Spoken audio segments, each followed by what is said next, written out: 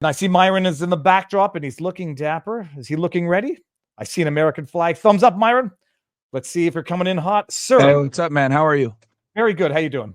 I'm good. Can you hear me good and see me good? I'm going to hear, I can hear encrypt. Let me see. Hold on. Encrypted. You'll tell us if the audio is good. I'm going to zoom in on your face so that we maximize our real estate. All good. Myron, sir, are you following what's going on in Canada? No, I am not. Fill me in what's going on. No, it doesn't. We have our election, or Canadians have their election today. So today is the day where they're going to decide to re-elect the Liberal Party or elect the Conservative Party. We've got a crazy parliamentary system, so there's like 7 or 8 different parties, and it's a big day in Canada. But we'll see how it ends this evening.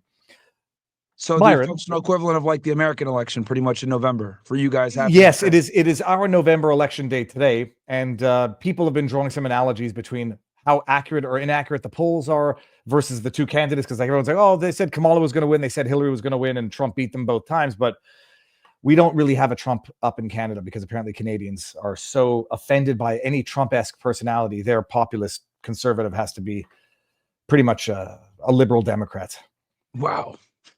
You know, Canada is very much different. You guys are a lot nicer than we are.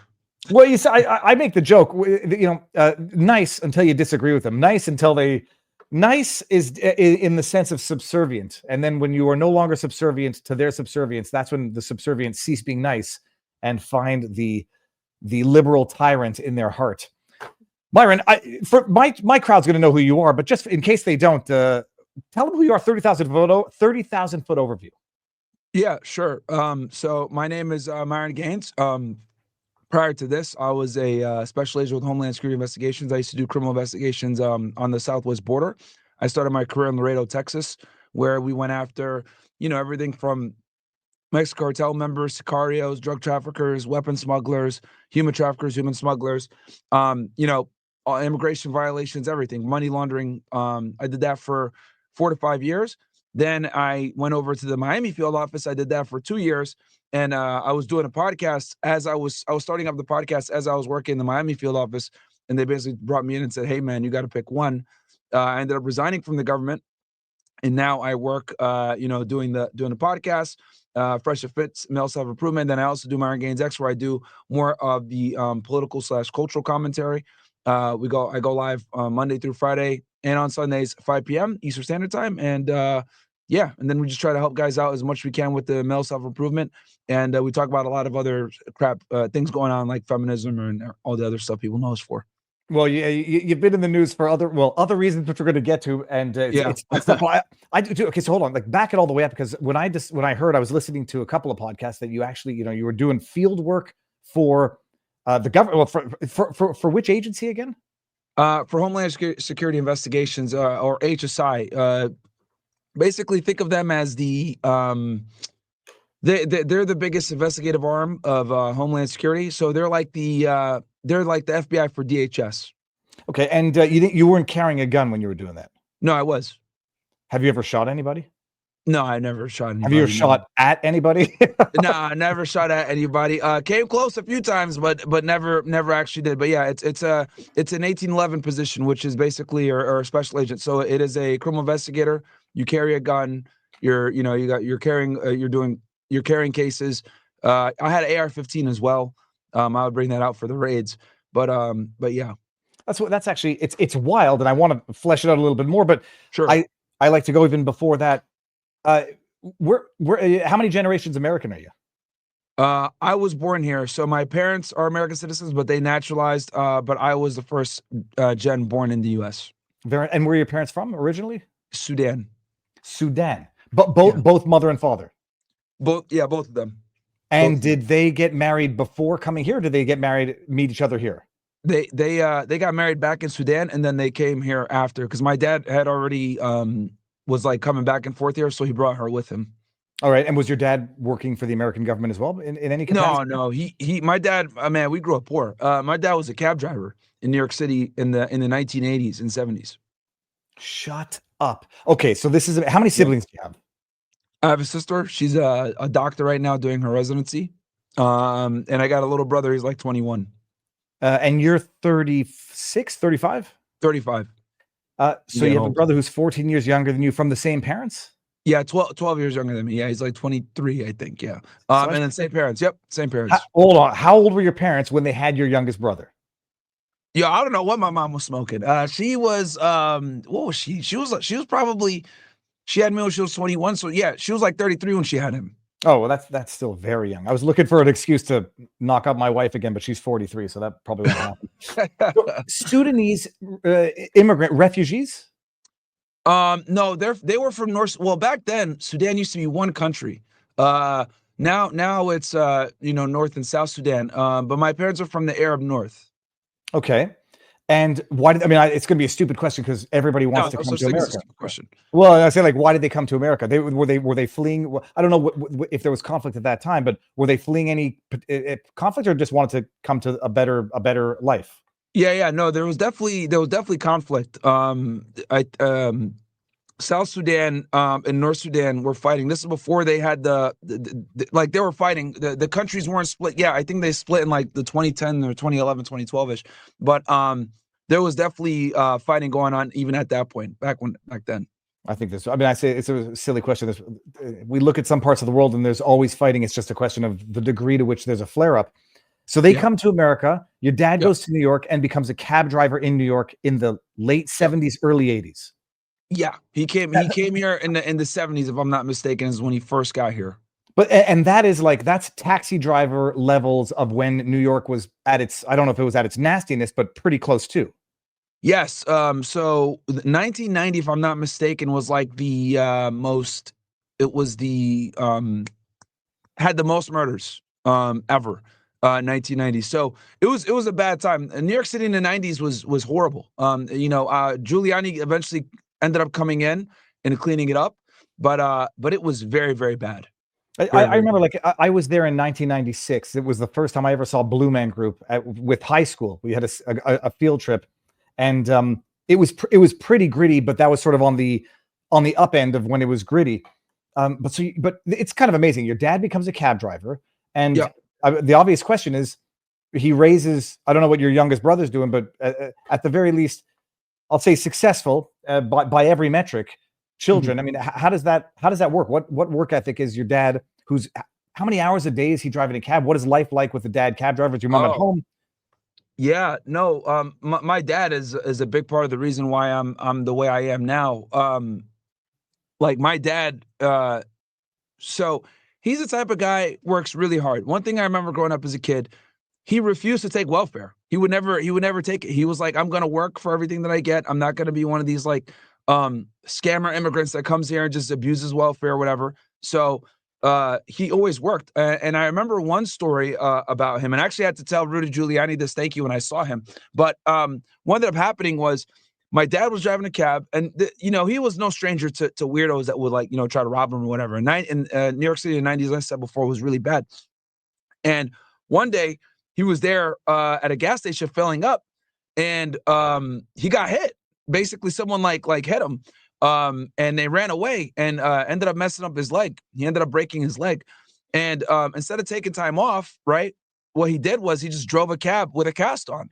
And my mom would go downstairs every day because we lived in like this apartment building. She would go downstairs every day, pick him up, and help him up the stairs. And that kind of like was a story that my mom told me way later on when I became an adult, that my dad did that.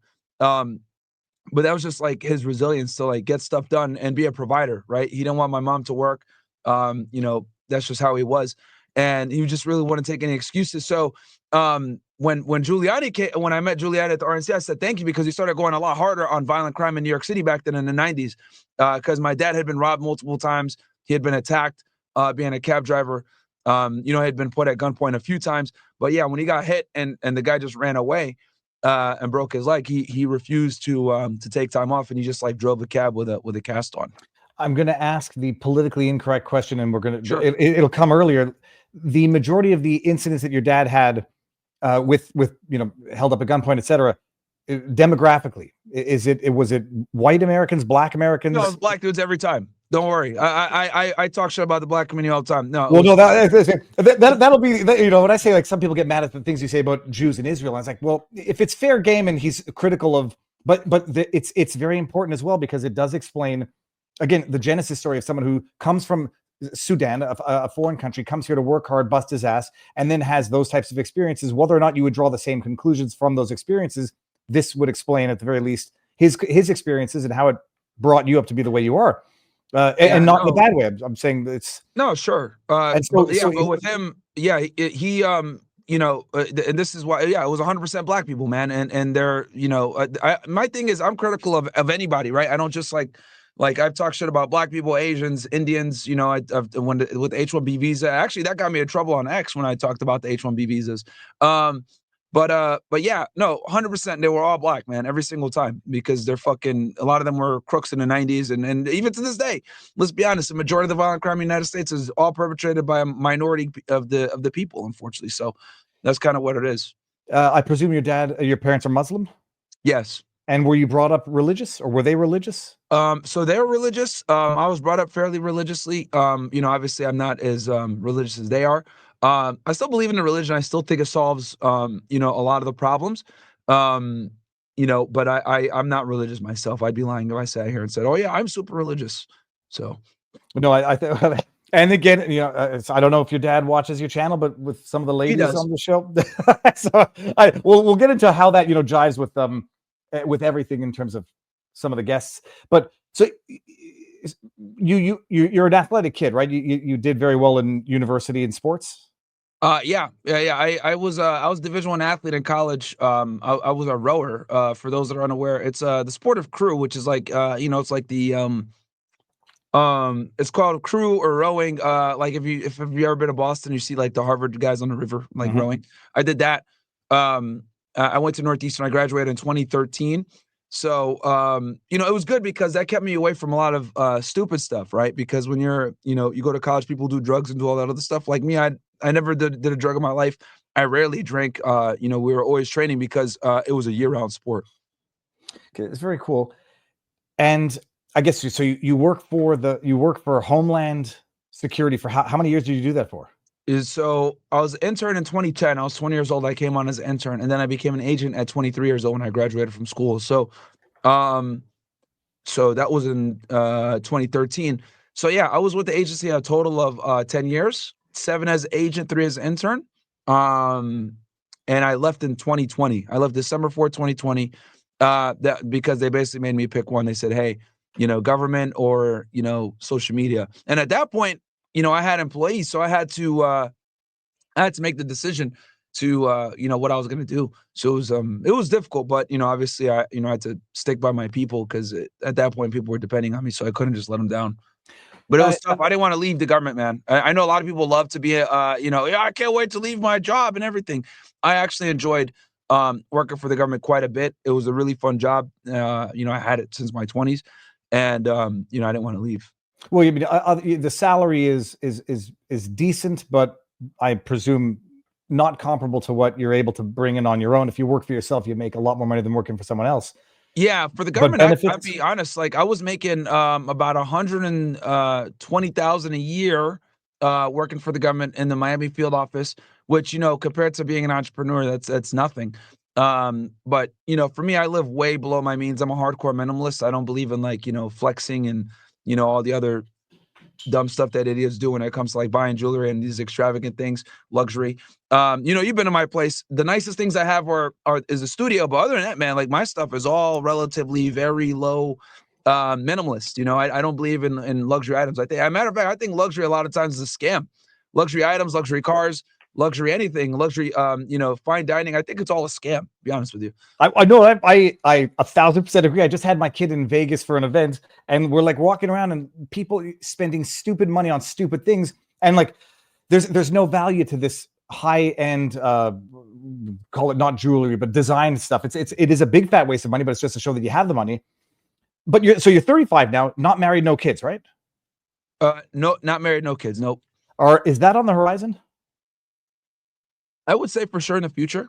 You know, I do think the nuclear family and kids are obviously the future. A lot of my political views, a lot of the times when I do say the things that I say, it's almost always based on you know, preserving a good future for the kids. Like, for example, like a lot of my anti-trans and anti-open homosexuality worldviews, that comes from like kids not having to see that, right? I don't think it's appropriate to have, but whether lesbian or men, people kissing out in public in front of kids. I think that's problematic. And for that matter, I don't like it when I see heterosexuals either doing public displays of affection. I think PDA is just inappropriate in general.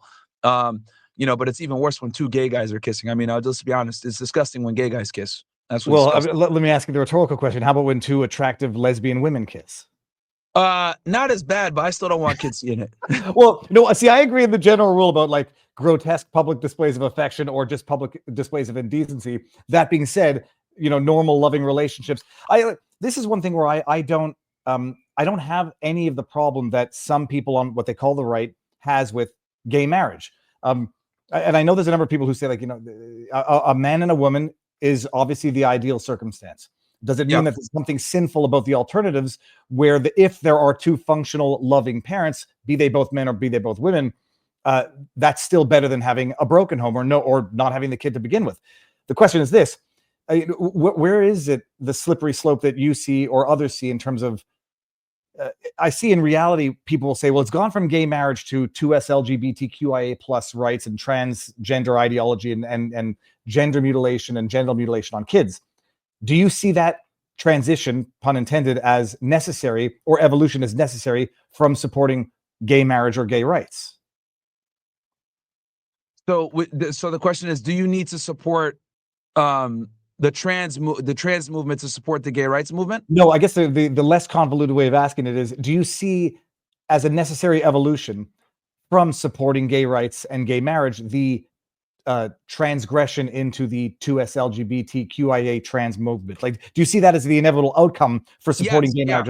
Okay, I see what you mean. Yeah, I mean, here's the thing. I'll go back even before that. I think feminism started all these problems. Because feminism was the banner that brought all the other, social justice topics to the fray.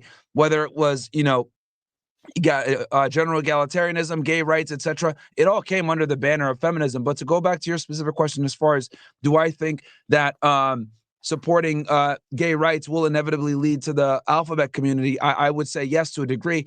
But this is where I think, like me personally, I don't support gay marriage, and I'll explain what I mean. I'll break that down a little bit. I think gays should have the ability to have a civil union, but I think them being able to have a gay marriage is, number one, it bastardizes the sanctity of the institution, and it's a religious thing. And I'm not even a religious guy, but I still think that we need to have, if we're going to have religious institutions, they need to be protected. So if gays want to be able to, get the benefits and the rights of a marriage where it's, they're getting the tax benefits and everything else like that, cool. But to call it a marriage, I think it bastardizes the movement or the sanctity of that union. So I think we should be giving them their own thing, but not necessarily under the umbrella of religion. So that's my take on it when it comes to gay marriage. Civil union is fine, but marriage, no. And then as far as supporting them, yes, I do think that, if you support it to some degree fully, you're going to have to eventually get to the level of you're going to have to at least have the conversation about transgenderism and do you support it or whatever. And then some people say, I do support it. And then some people have common sense to say, no, this is problematic. So, but I do think that gay marriage was the slippery slope that brought us here. When Obama kind of brought that into the fray, roughly 10 years ago now at this point, a little over 10 years ago. So yeah, it is interesting because again, it's like you don't have to agree with the argument, but at least you have to make an attempt to understand it. In Quebec, we have something called civil union, and it's all of the legal recognition to same-sex couples, but you don't call it marriage. For people who think the definition of marriage is the holy union between a man and a woman, as per the Bible, I now appreciate how people are going to say, I'll give you all the rights in the world, but not the word because of what the word means. And then you analogize that to them saying, recognize me as a transgender and call me a woman, even though I'm not. And you say, I want the word, not just rights under the law. Going even further back, are you one of the people who would support repealing the 14th Amendment, the women right to vote? Oh, the 19th Amendment. 19th, sorry. 14th, I think is unlawful. What is it? Unreasonable bail. I forget what the 14th is, but yeah, repealing the 19th. Are you someone who seriously believes in that? It's still impressive. You're Canadian, and you know most Americans don't even know, so it's still impressive. Yes, I'm a firm believer in repealing the 19th Amendment. I don't think women should vote, and a reason for that, I tie it mostly to the the draft, right? So in America, we have something called the selective service, where when you're 18 years old as a man, you have to register in, and if you don't, you could deal with some serious consequences. You could get fined, you could go to jail, you won't be able to get a government job, you won't be able to get funding.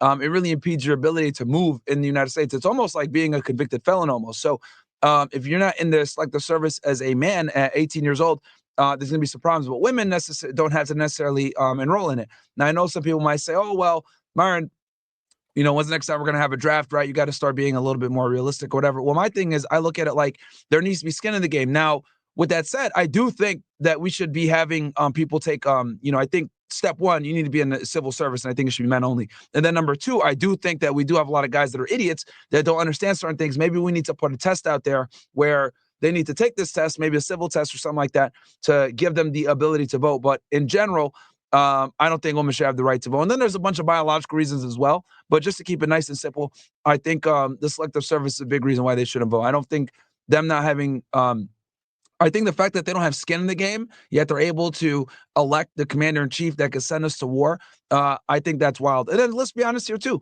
Women, a lot of times, they're single issue voters. They just want to vote for whoever's going to be able to let them kill babies. If we're going to be very candid here, the whole DNC, right, was based around abortion. Literally was based around abortion. And that's because that is a voting topic that that they know women are going to be interested in, and they know that the Democrats are going to lean more towards. And that's really the only thing that they have on the left when it comes to getting voters is, saying that we're gonna let you go ahead and kill as many babies as you ladies want. And that's what they care about the most.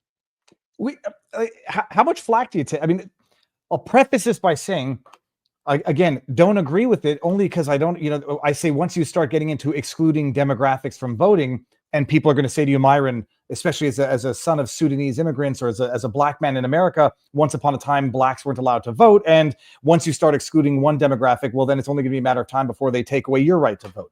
And they'll say at least the criteria for your right to vote is rather arbitrary. Why not make it paying taxes? Then they have skin in the game type thing.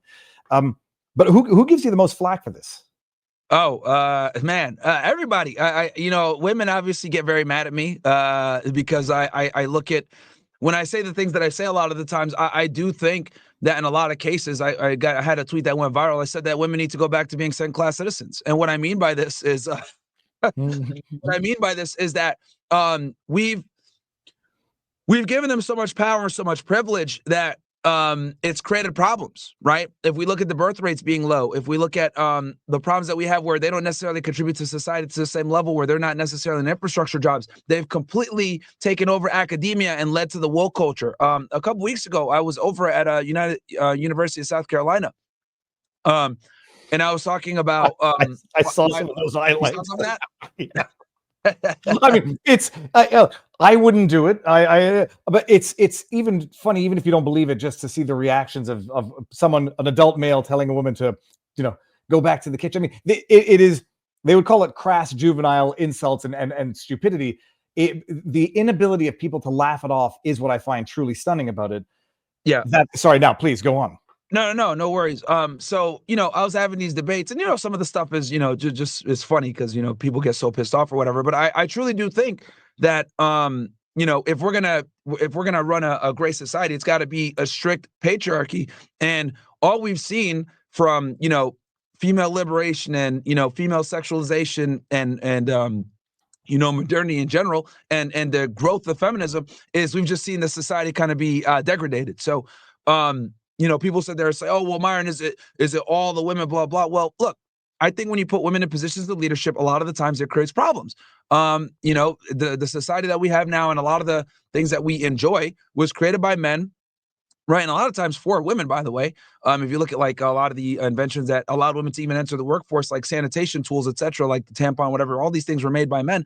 So, but at some point, we also have to be able to say, okay, enough is enough. We need to push some of this stuff back, because when women enter the workforce or when women are too involved, I think it creates a lot of problems. So, and then a big problem that I see is the over-sexualization of women and how it's been basically mainstreamed for women to be sex workers. That's a big problem, but that can only come, in extreme times of feminism like we have now. So I think if we don't really start making some steps to reel some of this back in, we're gonna have some serious problems. Now, this is not to fight and it's not to be antagonistic. Some people, you have to anticipate the arguments, are going to Sure. say what you do on your show with the I don't know what the word is. What's the word for the ladies that come in after the late part of the show? Oh, it's called after hours. Okay. Some people are going to say that that's specifically contributing to the problem, or at least exploiting of the problem. And so, not speaking out of both sides of your mouth, but on the one hand, you're criticizing something while simultaneously capitalizing off of it. I'm really glad that you brought that up. So, okay. So the after hours, right? We actually keep numbers on all the girls that come on the show. Some girls are regular girls that have regular jobs. Some girls are OnlyFans girls, etc. Like the last show we actually had a couple of college graduates. One of them was actually a master's graduate, right? So we do bring on a good amount of women that actually are educated, that go to school.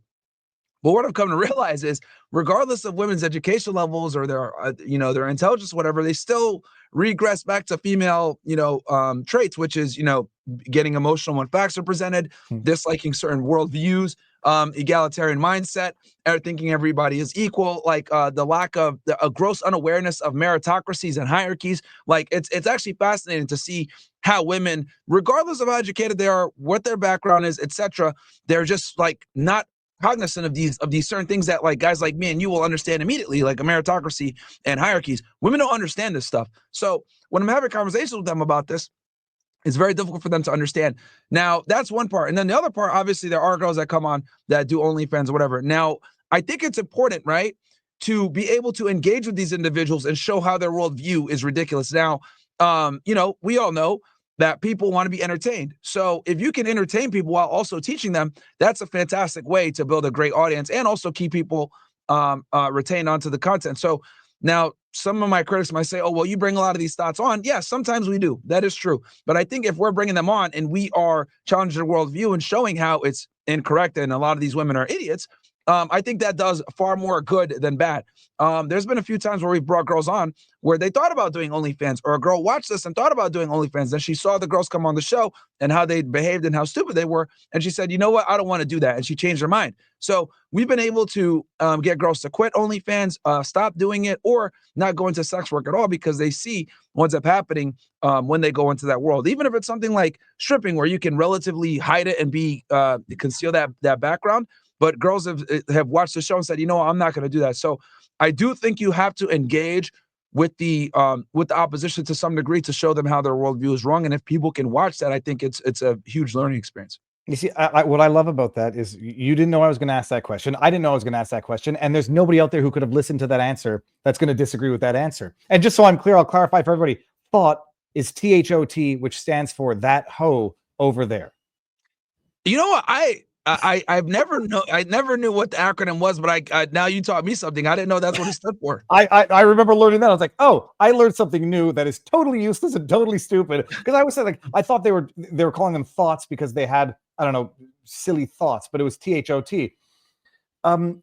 Okay, it's fascinating. It's very interesting whether people disagree with it or not. The issue about they say women becoming, as you put it, second-class citizens again.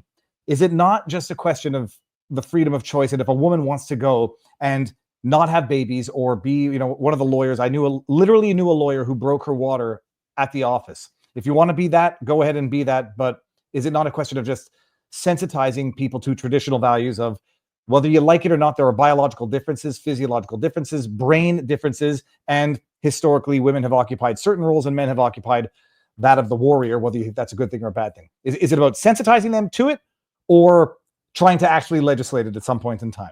This is a good question.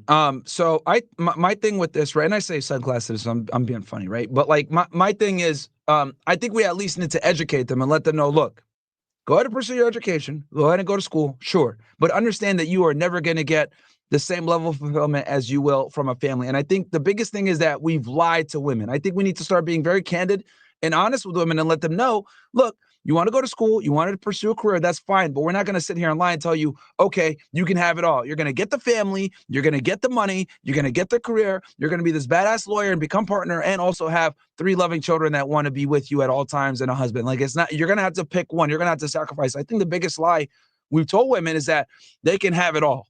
The Sheryl Sandberg mantra of have your fun in your 20s, and then in your 30s, go ahead, you'll find your dream man later on for you. And I would argue it's become even worse now, because not only are we telling women to pursue their career, now we're telling them you can be a whore too. And there's going to be a guy waiting for you. It used to be before, hey, you could go and get your education and do what you want to do and find your guy at 30 years old. Now we're telling women, not only can you just go find your education, you can also have your fun and be a slut, and then your guy will be there as well. You can even do some OnlyFans. You can have a sugar daddy here or there. Like, it's really bad how how we're indoctrinating young women to kind of just tell them like, oh yeah, there's no consequences to your whoredom. I saw this in one of the, I don't know which episode it was. It might have been a clip where you said, they become the sluts and the men who do this are the slut makers. And Yes. my initial reaction to that was, on the one hand, if you find something morally objectionable about being a slut, you would not find anything remotely proud in being the slut maker. You are partaking in now, I'm not accusing you of it. I don't know what your sexual proclivities are, and it's none of my business. But you would concede that it's as immoral or potentially comparably immoral to both engage in that promiscuous behavior and be the male who turns the woman into that person living with that promiscuous behavior?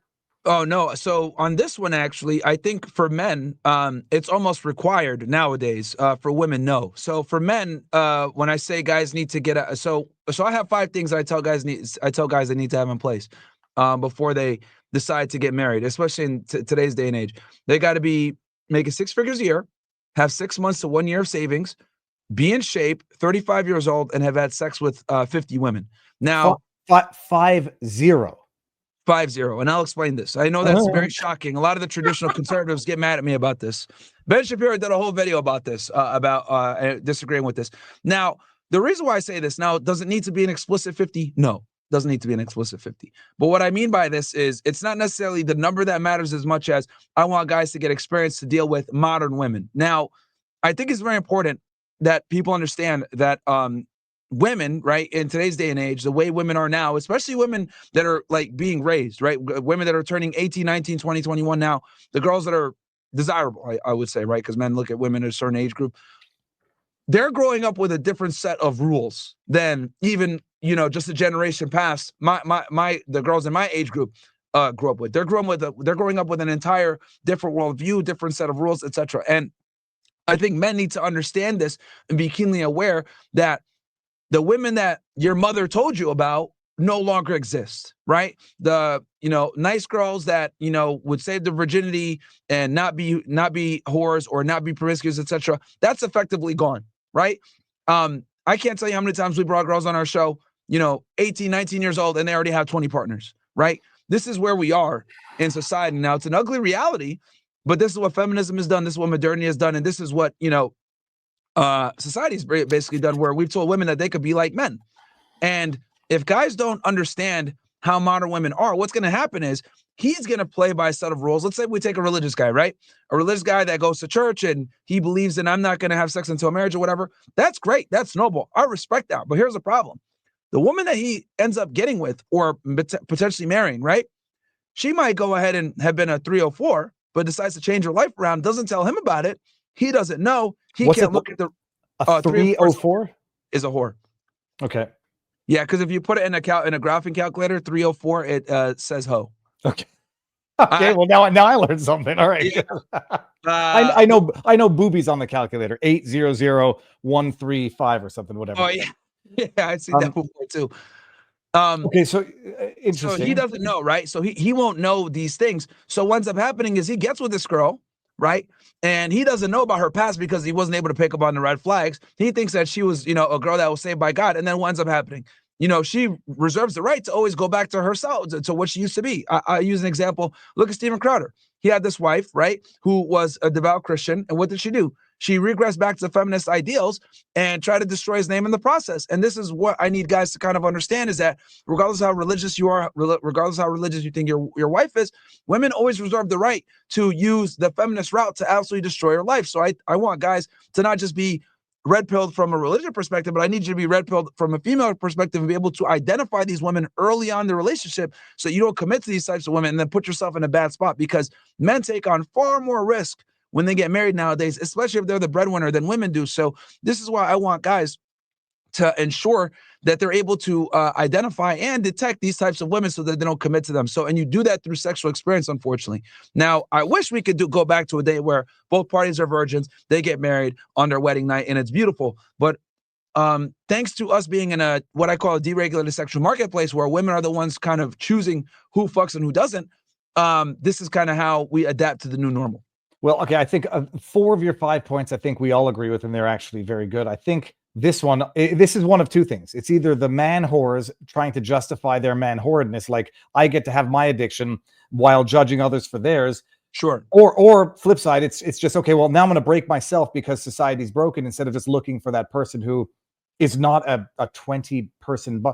That, Myron, and putting your wee-wee in that many different people, you're going to find something that you don't want to discover, and that's going to be an STD at some point. I don't care how many condoms you use. So we'll agree to disagree on the number of 50. That I think breaks a man and makes it incapable to actually settle down, but I don't know that from experience, so maybe I'm totally wrong. Okay. Yeah, we don't have to agree with it if you don't want to. Like I said, my thing is, it's more from a perspective of the guy being able to identify women that are worthy of committing to versus women that aren't, because my fear is that I don't want a guy, because here's the problem, right? When guys get laid, right, they end up making really bad decisions a lot of the times, and they might forego identifying red flags for sexual access. So they'll be like, oh, this girl's really hot. Wait, she has this really weird habit, but you know what?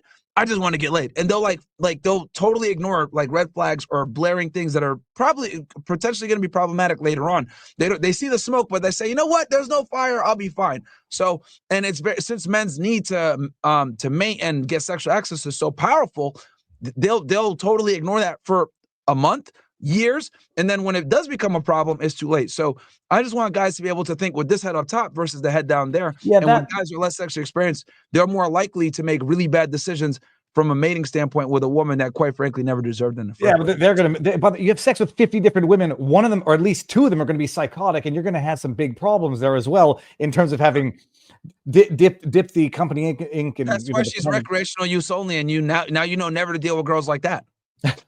But the other thing is this.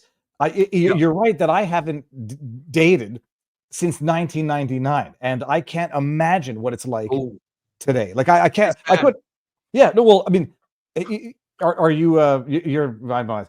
What is it like? I mean, I can't even, like, where do you go to meet people? Because nobody does seemingly. Like when I was a kid, we used to rock climb. We used to go to the gym, the rock climbing gym, biking, dog runs. Like, where do people meet these days, and what's it like trying to have a relationship? Yeah, no, it's really bad, man.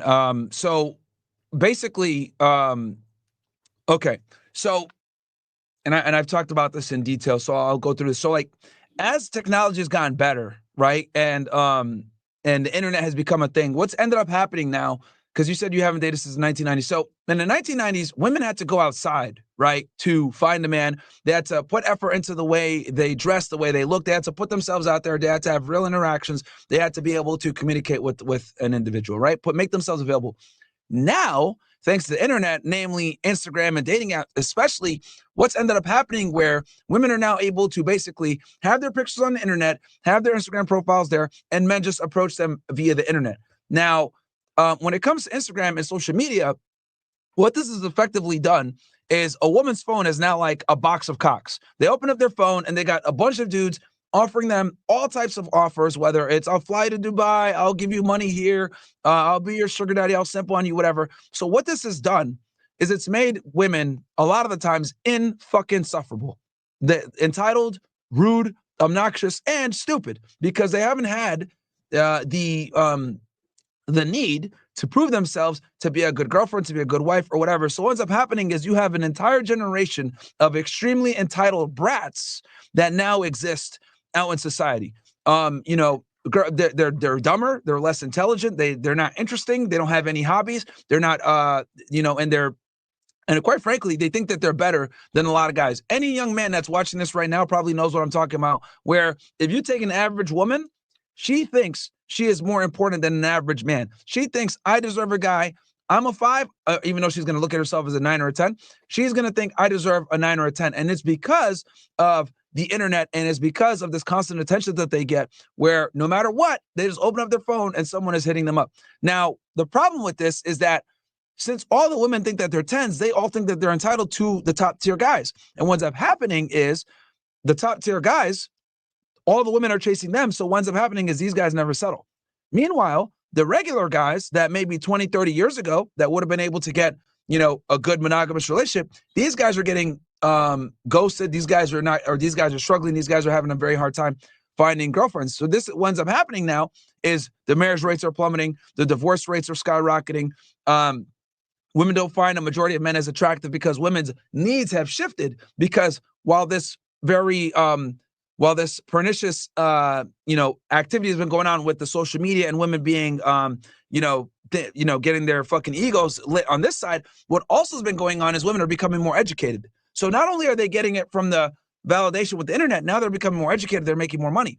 We all know, thanks to hypergamy, when women make money and become rise up the socioeconomic status, they want a guy that's better than them, if not at least bare minimum on their level. But on average, they want a guy making about 56% more money than they do. So not only are their egos out the fucking woozah because the internet, now their standards are going up alongside it. So what ends up happening is virtually no guy qualifies for a lot of these girls.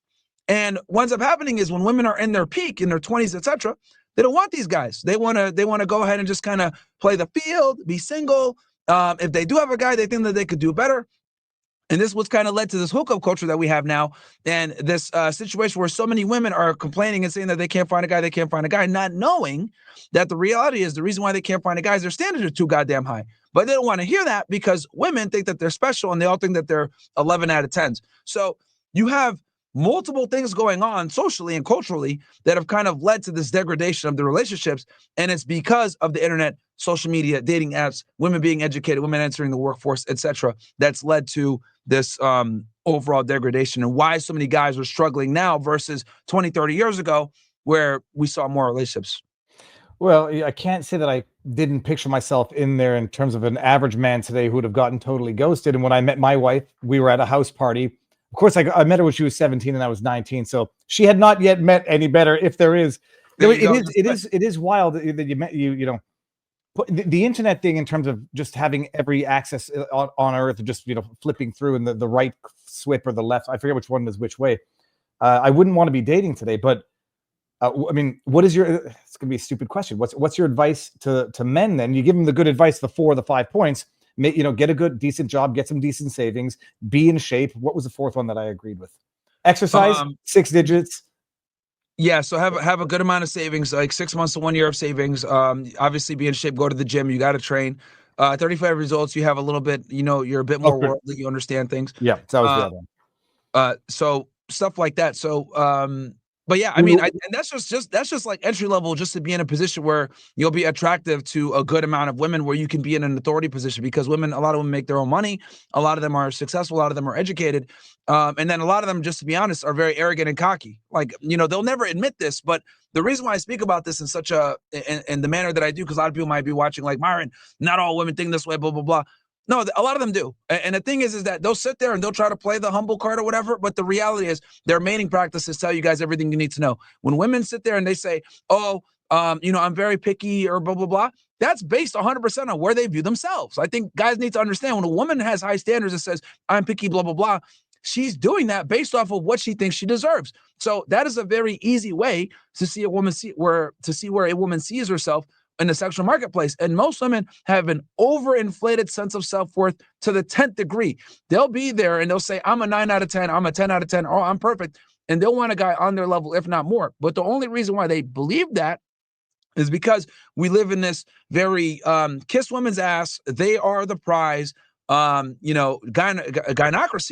And guys need to wake up and understand that this is the world that we're in. And the only way that you're going to be able to really compete is, number 1, you need to have your stuff together. Number 2, you need to be able to, kick her ego down a little bit and remind her that she's inferior to you. And then number 3, be able to adapt to the new normal, which is a sexual marketplace that women, quite frankly, control. Well, you say kick her down to let her know that she's inferior to you. I think I know what you mean by it, but explain that to the people who are going to melt because they heard that. Yeah. So the key is you need to, the thing. Okay. So this is why, so women will sit there and say, I want an equal partner, but that's not true. They don't want an equal partner. They want a superior. They want a guy that's better than them in every regard. They'll sit there and say, I want a partner or whatever. But if you actually end up becoming that partner, she's going to lose respect for you, because being a partner infers equality. And that's something that women actually find reprehensible, despite the fact that they try to sit there and say that they want an equal partner. They want a superior, they want a leader, they want a dominant, etc. And a perfect example of this is if you watch, look at the books they read. The books that women read, romantic novels, 9 out of 10 times, what they're actually aroused by, 50 Shades of Grey and these other romantic novels, it catalogs a man who is the dominant versus the woman being the submissive. This is what women are actually aroused by and super attracted to, despite the fact they don't want to admit this, because for them admitting this, it would basically infer that they're inferior, which they fucking are. And if you actually treat them like that, they're going to have far more respect for you. So that's number one, is understanding that that they don't want a guy that's equal to them. And not only do you have to be better than them in every regard, you got to be better than them strength-wise. You got to be smarter than them. You got to be taller than them. You got to be fitter than them. You need to be able to basically be almost like in a mentor status. And I know a lot of people say, well, I don't want that, Myron. That seems like a lot of work. Well, guess what? That's what it takes nowadays to keep women truly attracted and aroused by you and be in a position where you always have the frame. And you're the leader in the relationship and you're the boss, because that's how women want it. Now, they'll never admit this for obvious reasons, because it shows their female nature, shows how inferior they are. And, obviously they fought through feminism the past several decades to get equality. But the problem is that, as with everything, they imply the equality, but they don't really want it. They just want the ability to be able to have the opportunity, but they still want a guy that's better than them in every regard. And I think guys need to really, take this in and understand that this is the new normal, right? What they say versus what they respond to are two different things. And I know for a lot of guys, like, oh my God, I can't believe this. This guy's radical. This guy's a misogynist, blah, blah, blah. This is the way it's always been. Women never wanted equals. They never did. The only reason, right, women fight for equality and egalitarianism and feminism, the only reason they fought for that was so that they don't have to be with equals. I'm going to say that again. The only reason women have fought through feminism, egalitarianism, everything else like that, is so that they don't have to saddle themselves up with someone that is equal. They would rather work for their own stuff and be by themselves, right? And do everything by themselves than be with a man that they see as equal, okay?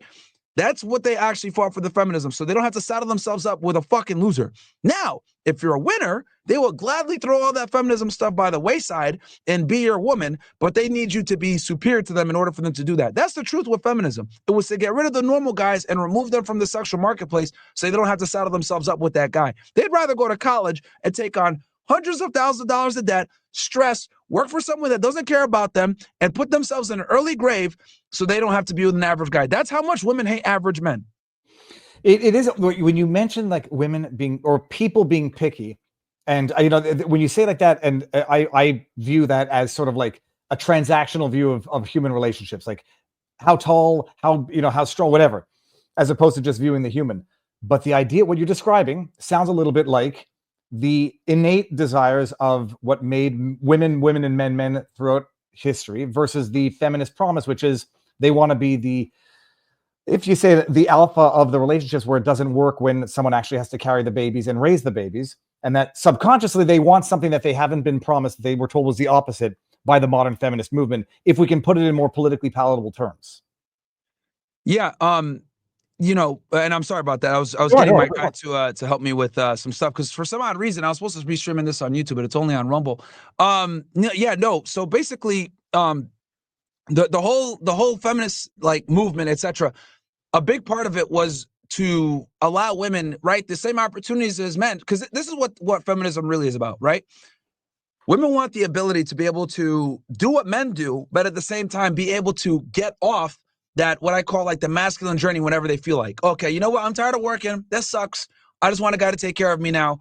And they can go ahead and kind of just get off that career trajectory and then have a man take care of them. Because regardless of woman's success level, no matter how masculine she is or whatever, she still wants a man that could provide for her or get married and have kids one day, almost always. So they always they want to be able to just be able to reserve that right to get off the totem pole whenever it suits them. It's funny. I was coming into this thinking like, oh, if I have a zinger, if I'm going to finally ask the question that I've always been wondering, is why the men in call it the manosphere, I don't know if that's a demeaning word, or they tend to be single without kids. And as I asked you, not as a judgmental question, men have a lot more time to do it, but I'm thinking like, okay, in the manosphere, the big names, Myron Gaines, you got the Tate brothers, you got, you have to give me another name, but the ones that I've noticed, they Rollo tend to be, Tomasi, myself, there's a bunch of us there. Yeah, you got guys like Donovan Sharp, Rollo Tomasi, myself, Andrew Tate, his brother. and I'm not wrong, all unmarried and with no kids, right? Well, Andrew has a bunch of kids. He's talked about that. Tristan too. Rollo has a wife. He's married. He has So yeah, they don't have the traditional kids with different women is not going to be exactly what I guess they would. Rollo has a traditional family. Okay, Rollo does. Well, my question was going to be like, why some of the younger, and I'm saying younger compared to me, don't have that traditional system. And now, when you describe this reality with which I am totally unfamiliar, I look at my wife and I like we got married after dating for 8 years, monogamous dating relationship, kids and everything, and like maybe it's just not possible anymore in this day and age of dating and marriage and political expectations. I don't know. Is it simply not possible? What I thought was pretty standard traditional stuff from the late 90s, early 2000s, not feasible anymore? That's a good question. I think we're at a point now where regular guys are going to have to work a lot harder because unfortunately, thanks to the internet and thanks to how we've kind of what I call like a globalized sexual marketplace, it's made it where it truly is far more competitive, right? A regular guy would have been able to, find a girl before, right? In the golden era in the 50s, right? You could just have a factory job. You get a wife that was going to be submissive to you. She probably wasn't a 304, and you'd be fine, right? You can have your two family, you can have your 2-3 kids, your dog, white picket fence, the American dream. But I think nowadays, being an average guy and being able to find an attractive woman and be able to get her to submit to you, because it's not just about getting the woman anymore. Now it's about getting her where she's going to be in a position where she feels as though she wants to submit to you. Because keep in mind, we've made it where we've socialized, if we made it completely socially acceptable for women to talk back to men. We've made it socially acceptable for women to be rude to men. We've made it socially acceptable for women to leave men if they're not happy. We've made it where, I say this saying all the time, women will destroy their family if they're not happy. Men will destroy themselves, for their family to be happy. So we live in this very, we call it a gynocentric social order, where if the woman's not happy, happy wife, happy life. Like all these, like our entire society is framed around female happiness and her being satisfied. So we have all these different institutions set up for women's benefit. So guys need to kind of go into this with their eyes wide open and understand that, hey, if you get married, or hey, you get in a long-term relationship, or hey, just the courtship process now, it's changed a lot. Now, luckily, you met your wife when you were young. You guys met in the 90s. You guys met in a time where social media was not a pernicious social thing that we have nowadays that's literally destroying our young women. But it's going to be a lot harder for the young guys, because I don't think, like even myself, like I have to get a lot of this stuff from looking at the internet, talking to my younger people. But social media has absolutely corrupted both men and women, both young men and young women. That much I can understand, especially the pornography side of it. Like we grew up, and kids, we had access to nudie magazines, and you'd have to go to a store and ask for the top shelf, or go into the movie store and go behind the beaded things, and if you wanted to catch a glimpse. And now it's like the most hardcore at your fingertips. I can't imagine what that does to kids, and we're going to have to figure this out because we got 3 kids of our own. Yeah, totally ubiquitous. It's wild, right? Like used to be very hard to access. Now it's, thankfully they got rid of it in Florida, where you have to log in and show your age, which is good.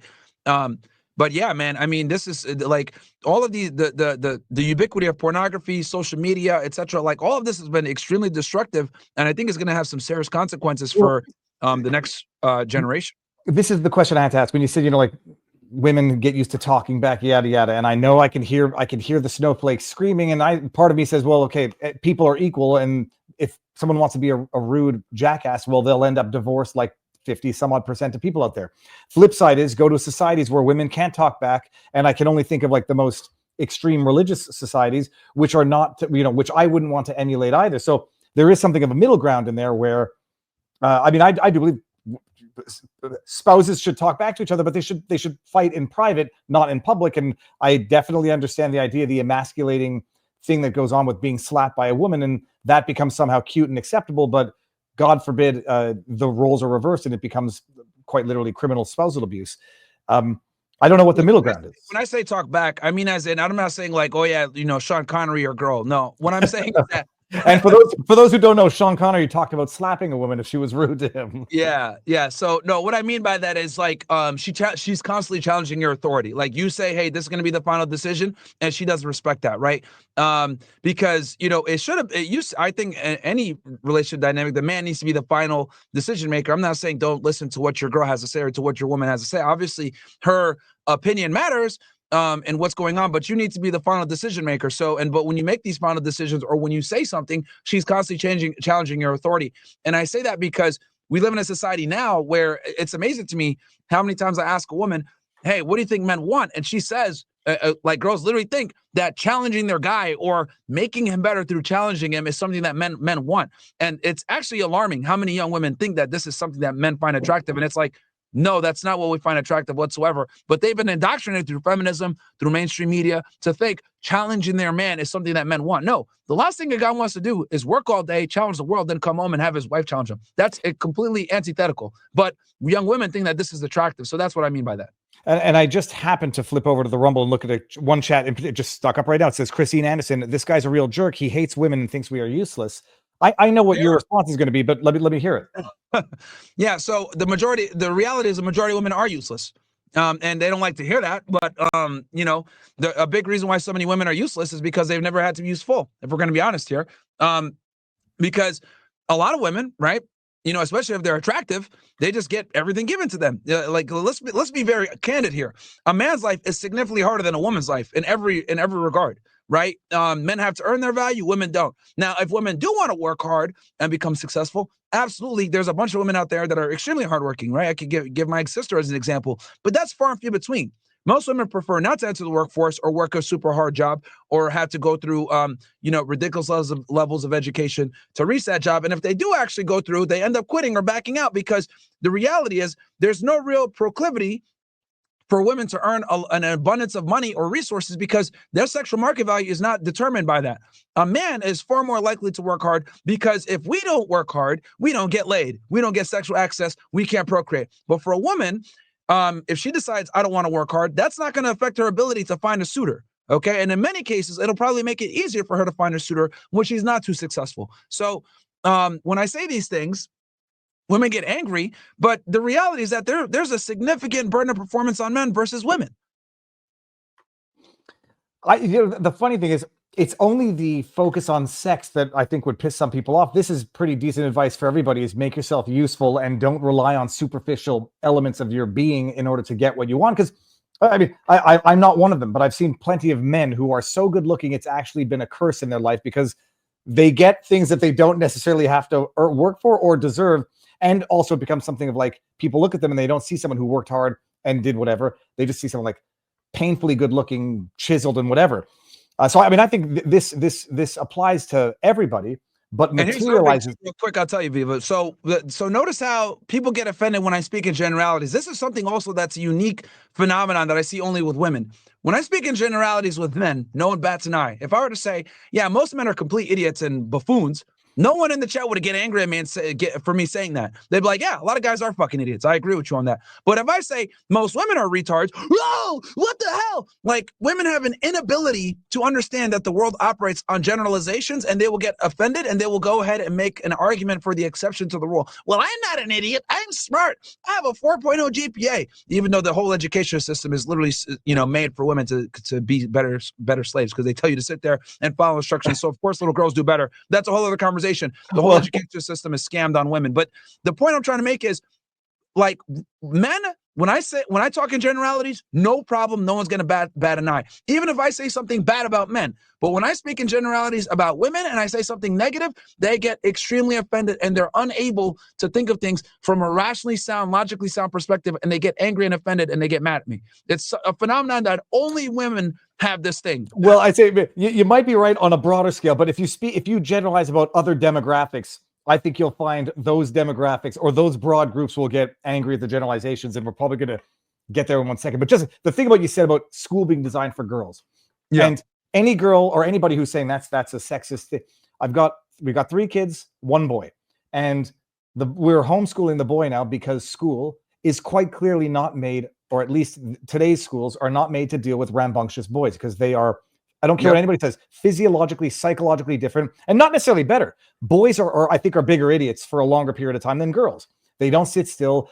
And they're not just like harder to deal with. They're more destructive also, because they're like strong, primates compared to girls that don't break shit all the time. And the teachers who happen to be at school happen to be young females, by and large, like 90 some odd percent, who can't deal with young boys.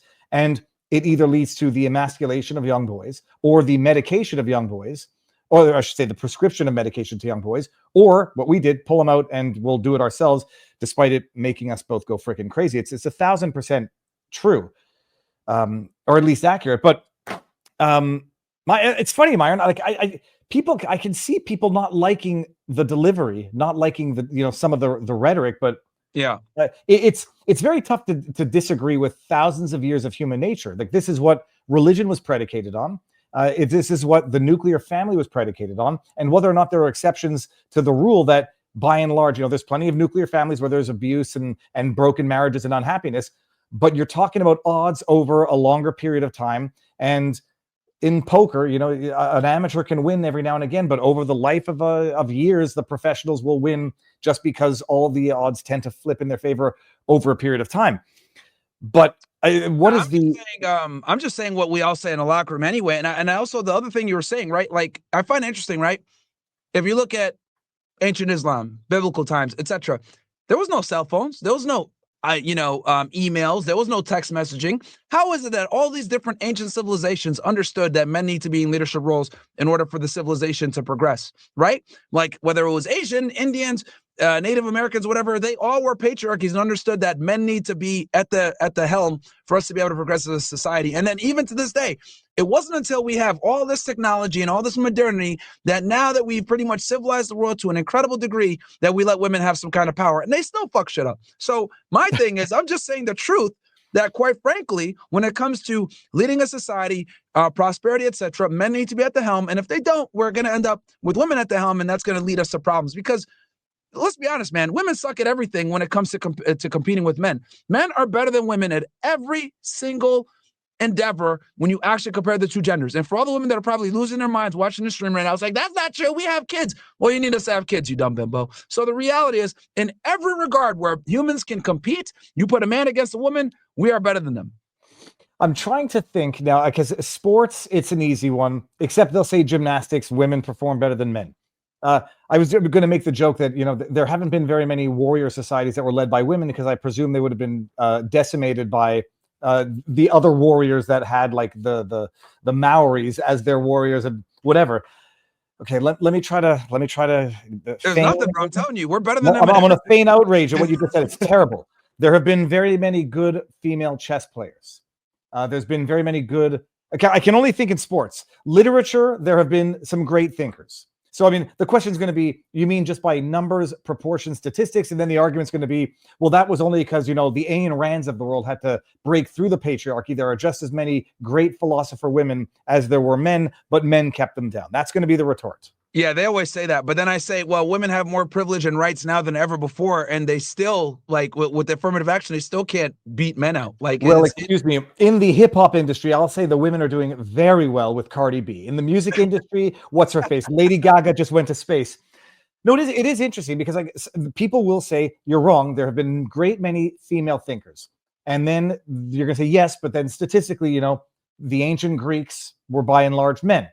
The argument's going to be, well, that's because the men prevented the women from reaching the tops, or they built their knowledge base off the backs of women.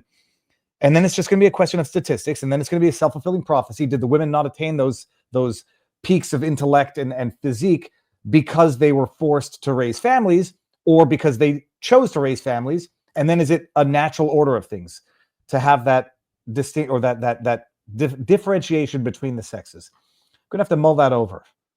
The politically correct part of me wants to get mad at you for what you just said, but now I'm going to have to actually think about it for a second. Yeah, because even when you think about it, right, like, because women now, right, over the past, 60, 80 years, right, thanks to feminism, they pretty much have had all the same rights and privileges as men. why do they still not dominate STEM? Why do they still not dominate infrastructure jobs? Why do they still not dominate certain fields where they can make quite a bit of impact? And the reality comes down to men and women are simply just different, and women aren't interested in a lot of the things that men are interested, that just tend to lead to civilization growth. Women just aren't interested in this stuff. I'm trying to think. Well, STEM, industry, anything that's not based on strength as a general requirement. So take out athletics, take out oil rigging. I am trying to think of endeavors that are purely intellectual, and then whether or not you reach something of a parity. But then you get into things like STEM engineering, which is purely intellectual. There's nothing physical required, and there'll be statistical overrepresentation at higher levels, but of men, I think, but statistical overrepresentation of women in education. And so what happens is they're filtered out for whatever the reasons. Is it because the brain is different, or because they realize, yeah, you can't have a family and do this? But I don't think you can disagree with the stats overall. In fact, I'll be honest. I think women are just lazier than men in a lot of regards. Like, and I'll explain what I mean by this. Right. So for I can't tell you how many times. Right. I've met a guy. He had to sacrifice, and this is anecdotal, but I'll go somewhere further with this. Men will sacrifice, right, a dream because they understand, damn, I can't be a musician and make a bunch of money. It's just not going to happen. I got to go ahead and do a job that I hate doing because there's a burden performance on me to get out there and make money. I got to become an engineer because my family told me I need to do this or else, whatever, right? They'll sacrifice doing what they do. But women, right, they'll go ahead and they'll also kind of sacrifice.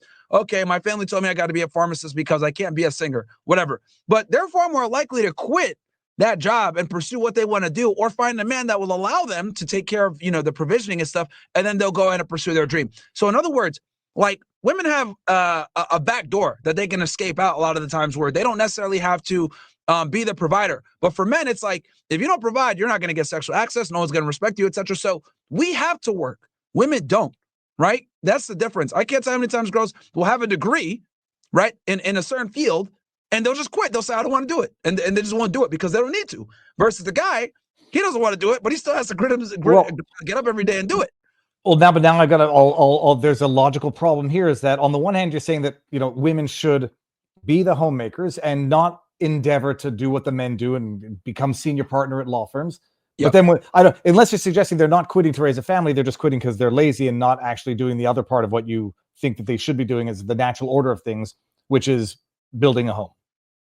Yeah, I mean, it depends, right? So, they might not see it through for different reasons. Maybe she wants to pursue something else. Maybe she wants to pursue a family. But the point I'm trying to make is that they always have that luxury of where if they can find a guy to take care of the provisioning side, and then they can focus on what they really want to do. Versus for us, we can't do that, right? Like, we have to, I can't tell you how many times guys give up on their dreams or stop doing what they want to do or don't pursue what they want to do because it's just simply not going to make enough money for them. And they understand that they got to live in reality and earn money. Versus for women, they can go ahead and quit doing what they're doing or find a man to take care of them so they can pursue their dream. And do what they want to do. So with us, we're very rigid in our opportunities versus for them, they have a bunch of opportunities, right? And that's because, women are the privileged gender. And my thing is, people get mad at me for acknowledging this and saying it out loud. They say, oh, well, that's sexist. Well, reality is sexist. I argue that sexism only benefits women. I really can't think of how sexism benefits men. The only way I could think of that sexism benefits men is like men are basically able to have sex with multiple partners without being judged. But maybe that, if you want to use that as an example, but in general, sexism widely benefits women over men. Some would actually disagree. Now that I thought about it a little bit more, that the women that do dominate tend to also be men. I'm thinking of, that's the bada bing, bada boom joke.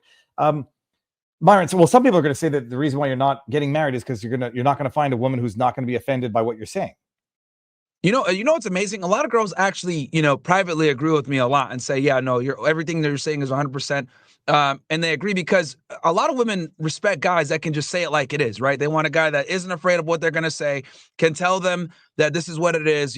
Like, as much as women sit there and say they want to equal, they really don't, man. They want a guy that's superior to them that could tell, like, look at them and be like, yeah, be quiet. We're going to do this. Oh my God, that's so hot. You can just tell me what to do, because it's such a foreign concept now of men just standing up to women. Like, so many guys are so scared to tell a woman to shut up because they want to get laid so bad. Like, oh my God, I can't say anything that she's not gonna like because then I won't get laid. But it's like, if you could just simply tell a girl, like, you're dumb, we're not doing that, we're gonna do this. Like, so many girls would respect you and find that attractive because so few guys can do it.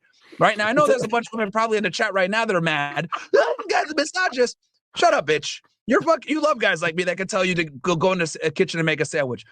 Women want guys that tell them to go back in the kitchen. You know what? For all you guys that watch the stream right now, it's okay. I got y'all. If you guys are watching this with a woman, hey, go get him a sandwich. You see, now, if she doesn't get up and get you a sandwich right now, guys, you might need to rethink what you're doing.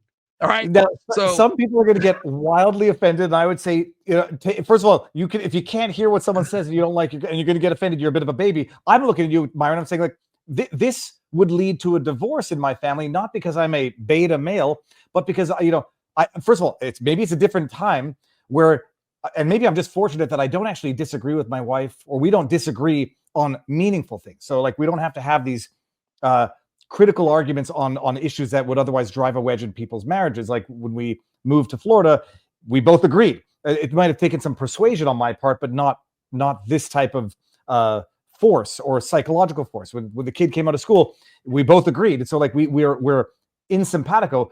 But some people say, like, if I told my wife to go make me a sandwich, I'd get fucking divorced. And some people are going to say that's why people do get divorced, is because some of the men, it's not a question of being dominant and the man who could defend them, but being verbally abusive and psychologically abusive. But I know that maybe most of what you're saying is sort of tongue in cheek. And also you got to have a bit of a spicy delivery to catch people's attention. Yeah, the reality is, right, there's a reason why women want a guy who's stronger than them, taller than them, and can tell them certain things. And there's a reason why they love books like 50 Shades of Grey. They want that dominant sort of man. I'm not telling you to be walking in the house all the time and like, like, I'm not saying do that. But what I am saying is that women are very aroused by and attracted to men that could put them in their place when they get out of place. Because let's be honest here, there's plenty of times where women will sit there and try to test you and, try to disrespect you and see how you respond. Sometimes you just got to be able to tell her, shut up. Okay, I'm watching the game. Shut the fuck up. Go make a sandwich and be quiet.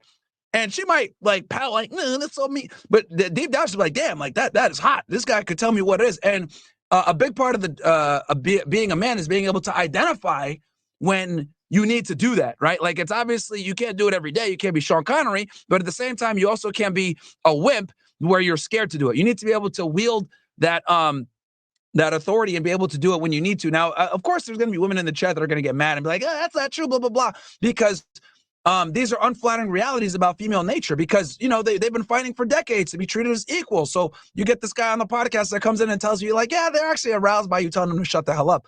They're not going to like that, right? Yeah, but the truth is, if you're the right guy, they will like it. But that might be good, and I'm putting it in quotes, that might be good advice for having sex and, short-term relationship, short-term dating, but not for a marriage. Because I view marriage more like a corporation, and you're working with the vice president type thing, although who's the president? I view it as a corporation in terms of, the relationship. That might be good advice for dating, but not good advice for marriage. But we'll time will tell, and success leaves clues. But Myron, if people are offended by this, let's get into the one that's really gonna piss them off. Sure.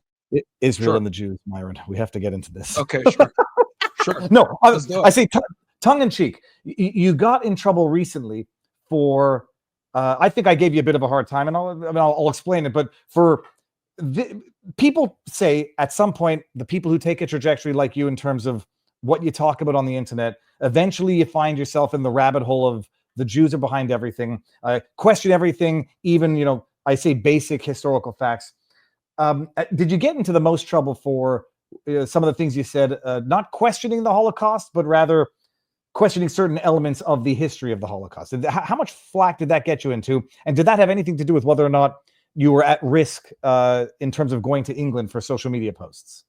Yeah, so my thing is, look, I think we've been lied to about a lot of things, right? Not just World War II. We've been lied to about 9/11. We've been lied to about the Iraq War. We've been lied to about the conflicts in the Middle East in general.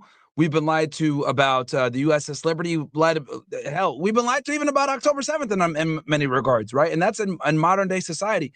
So, and many wars, right? So I think the important thing here, the bottom line is, I think people need to be able to look at what's going on and be able to question things in a healthy manner. Obviously, you don't want to get into the whole conspiracy theory rabbit hole and go deep down in there and just, become an autist. But I think people need to be able to critically think and look at everything with another set of fresh eyes and be able to, assess what we've been told the truth about and what we've been lied about. Because, there is an absolute trend here where, many big historical events we've been lied to about. That's the, and full disclosure, people can accuse me of whatever. I've had this discussion with people where, the term Holocaust denial has taken on such a broad meaning now, where people come and say, well, let's talk about the numbers, talk about the extent, and that's Holocaust denialism. And it's illegal in certain countries. And I've always said, like, you need people to be able to discuss this, because if you don't allow them to, on the one hand, it will legitimize their views in their mind, and it'll actually legitimize the conspiracy theories in the eyes of others. The question becomes, however, censorship never works, right? And I think this is what Israel is like, kind of losing a lot of support here, where they're trying to censor people with these anti-Semitism laws, and all they're doing is making people think, oh, well, they're hiding something, oh, they're lying. Like, censorship simply doesn't work. The Daily Wire tried it with Candace Owens. It's hurt them significantly, even to the point where Brett Cooper, when she left, they thought it was because of censorship, when in reality it wasn't. But that's how much people hate censorship. So to censor people and tell them, oh, you can't talk about XYZ, all it does is empowers them to want to talk about it more. And I think this is something where, they're losing quite a bit of support in the main arena in the information war for trying to censor people from talking about certain things. Well, no, but the question is, censorship in terms of talking about it is one thing. The other issue is that there's always going to be an underbelly or a niche, and people are going to say, like, there's going to be, in the markets of the world, there's going to be a market for people who want to make that argument that, the calculation as to how many bodies could have been cremated in the Holocaust, and you tap into certain niches, and then the question becomes whether or not the discussion is one about free speech or commercial exploitation of the niches that will exist. And when do you distinguish sincere questioning versus when it descends into potential niche? Like, I don't like the word grifting, and I'm not going to use it, but getting into a niche where there's going to be people who are going to be interested in hearing it, despite the fact that it's either been debunked or that the only use in entertaining it is to entertain that niche. If that question was clear. Yeah, no, I think my thing is, I think, I'm as pretty much a free speech absolutist / maximalist. I think all a conversation needs to be entertained, and even the conversation that might be looked at as, like, potentially being grifting, I think it needs to come in, and then people should be able to challenge it if they do think that it's grifting. I think all discussion, as long as it doesn't lead to imminent violence, needs to be had, right? So these laws that are in place about, the certain event, I call the Cookie Monster event, when I'm on YouTube. But, like, this discussion in general, I think it needs to be allowed, and I think people need to be able to question it, because whenever you forbid people from questioning things, you create a market for it, and then you almost, like, give energy and power to the thing that you're trying to avoid. So I think all conversation should be able to be had.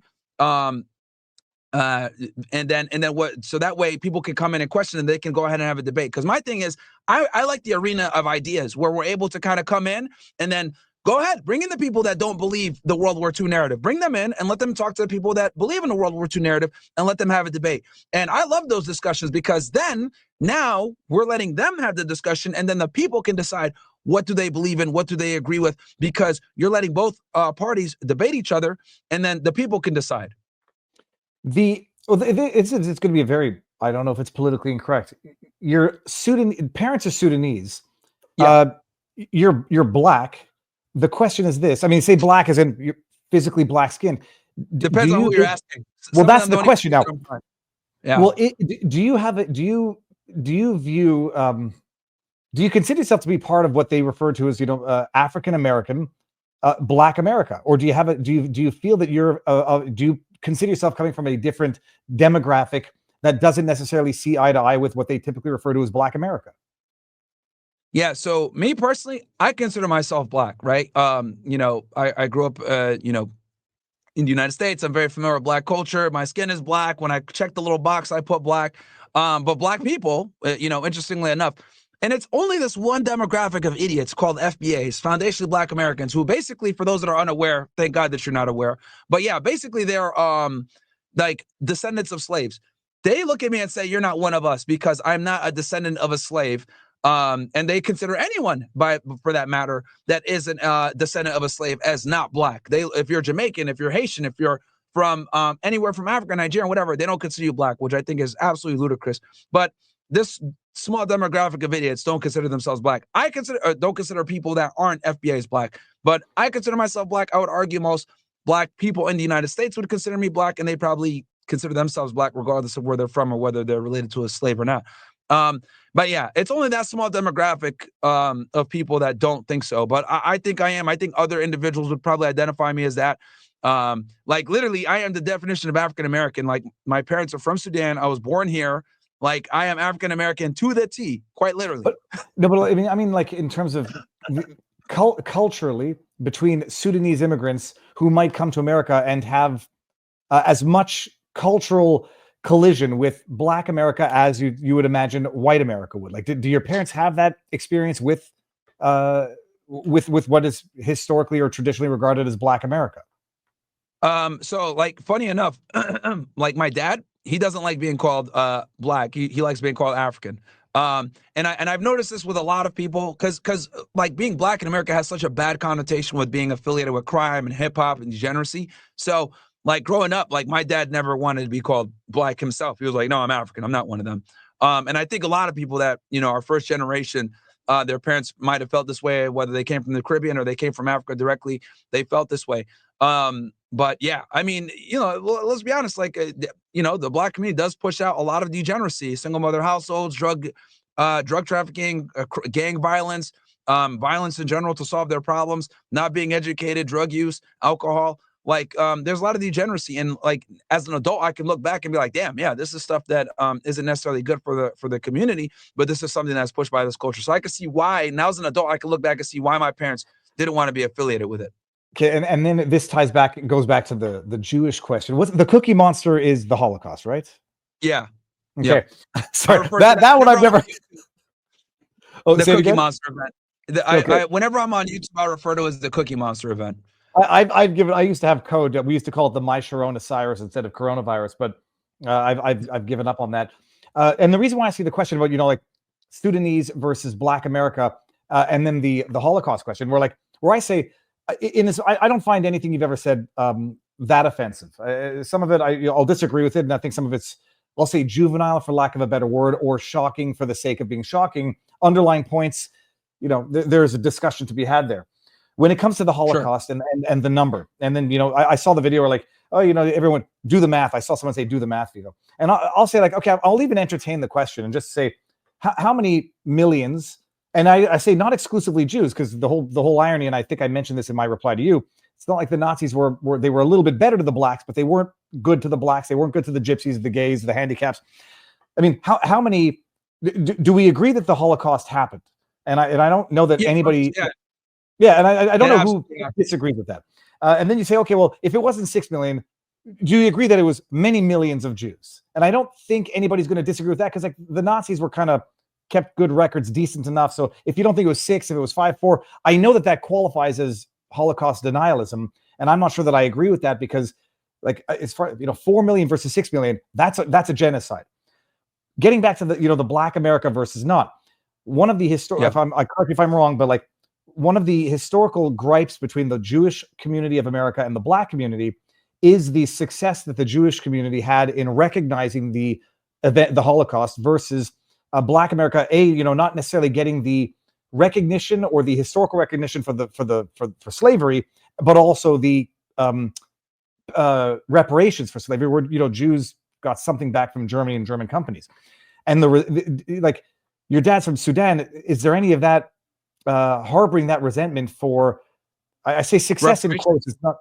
Well, no, for the, call it the successful acknowledgement of the Holocaust in particular. Like that's where I think a lot of the resentment of the Black community comes, in terms of the Jews were successful at getting, turning it into Hollywood Oscar winner movies, although there's been a bunch of slavery movies that have been very, very widely recognized as well. But that there has been a successful campaign to single out the genocide that was the Holocaust, and not say the Armenian genocide, not say the Holodomor. I always get excited if it's Holodomor. Yeah. So did your folks, or did you have any of that resentment, if it even existed. I might be presuming it existed, but No, why were not at all.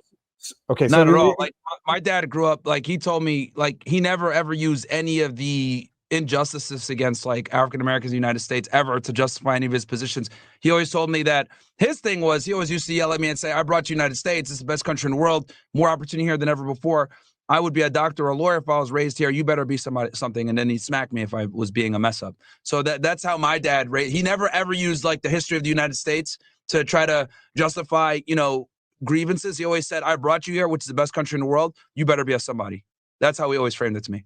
All right, and now the other question is, the flip side to that question is, you talk about the cookie monster, the Holocaust, and people can get mad at you. You also, and I know it, you deal with the Black community just as bluntly in terms of statistical overrepresentation. Does the Black community ever look at you and say, "Well, you're the son of Sudanese. You're not part of the American Black experience, and so what you're saying about us, we take offense to because there's historical reasons, or you're picking on a small demographic to come to broader sweeping generalizations of Black America at large"? Yeah, no, that's 100% the reason they come at me. They always say, "Well, you're not one of us, so therefore you can't comment." That's their argument 99% of the time. But what I tell them is I tell them, like, not only have I dealt with a lot of the obstacles that you guys cry about, whether it's poverty or being labeled or being racist, getting stereotypes thrown at them, because people used to follow me around the store and think that I was a criminal as well. Also I had to deal with the whole after 9/11. I had to deal with the whole I hate the term Islamophobia, but people. But there was distinct. Yeah, there was distinct stereotyping after 9/11. It went from the Russians being bad in every movie to Middle Easterners. Exactly. So I and I hate to even use this, like, but yeah, I got it on both ends. I got it from the being Black, and I also got it from being Muslim. So like I can sit here and put myself in a victim box too, but I refuse to do that. So when they say that and say, "Oh, you can't even comment on this because you're not one of us," I'm like, well, I've dealt with a lot of stuff that you guys have, but that doesn't even matter, because my thing is, I don't think you have to be a part of a group to be able to comment on said group. If you're able to identify, patterns, or you're able to see things, the truth is the truth, regardless of who reports it, right? So I think this whole concept of you need to be a part of said group to be able to criticize group as well. But the only reason the FBA's use that is because it insulates them from valid criticism, saying, "Well, you're not one of us, you can't comment." And that's what a lot of these low IQ individuals use to kind of curb criticism from themselves. Myron, what is the post that you've taken the most flack from? Man, so I get a lot because I'm critical of, obviously I'm very critical of Zionism and Jewish power. I'm very critical of the Black community. I'm very critical of. I got a lot of slack actually for the H-1B visa stuff. I talked about bringing in Indians to the United States to work these H-1B visa jobs. Elon Musk didn't like that. So yeah, man, I get it from all angles. I've been critical of Islam even though I grew up in a Muslim household. I said it a bunch of times where I don't think Sharia law is compatible with a first world democracy where freedom of speech is a paramount principle, because unfortunately Sharia law doesn't allow you to engage really in freedom of speech. You look at any of these, even the wealthy Arab countries, the monarchies and the dictatorships.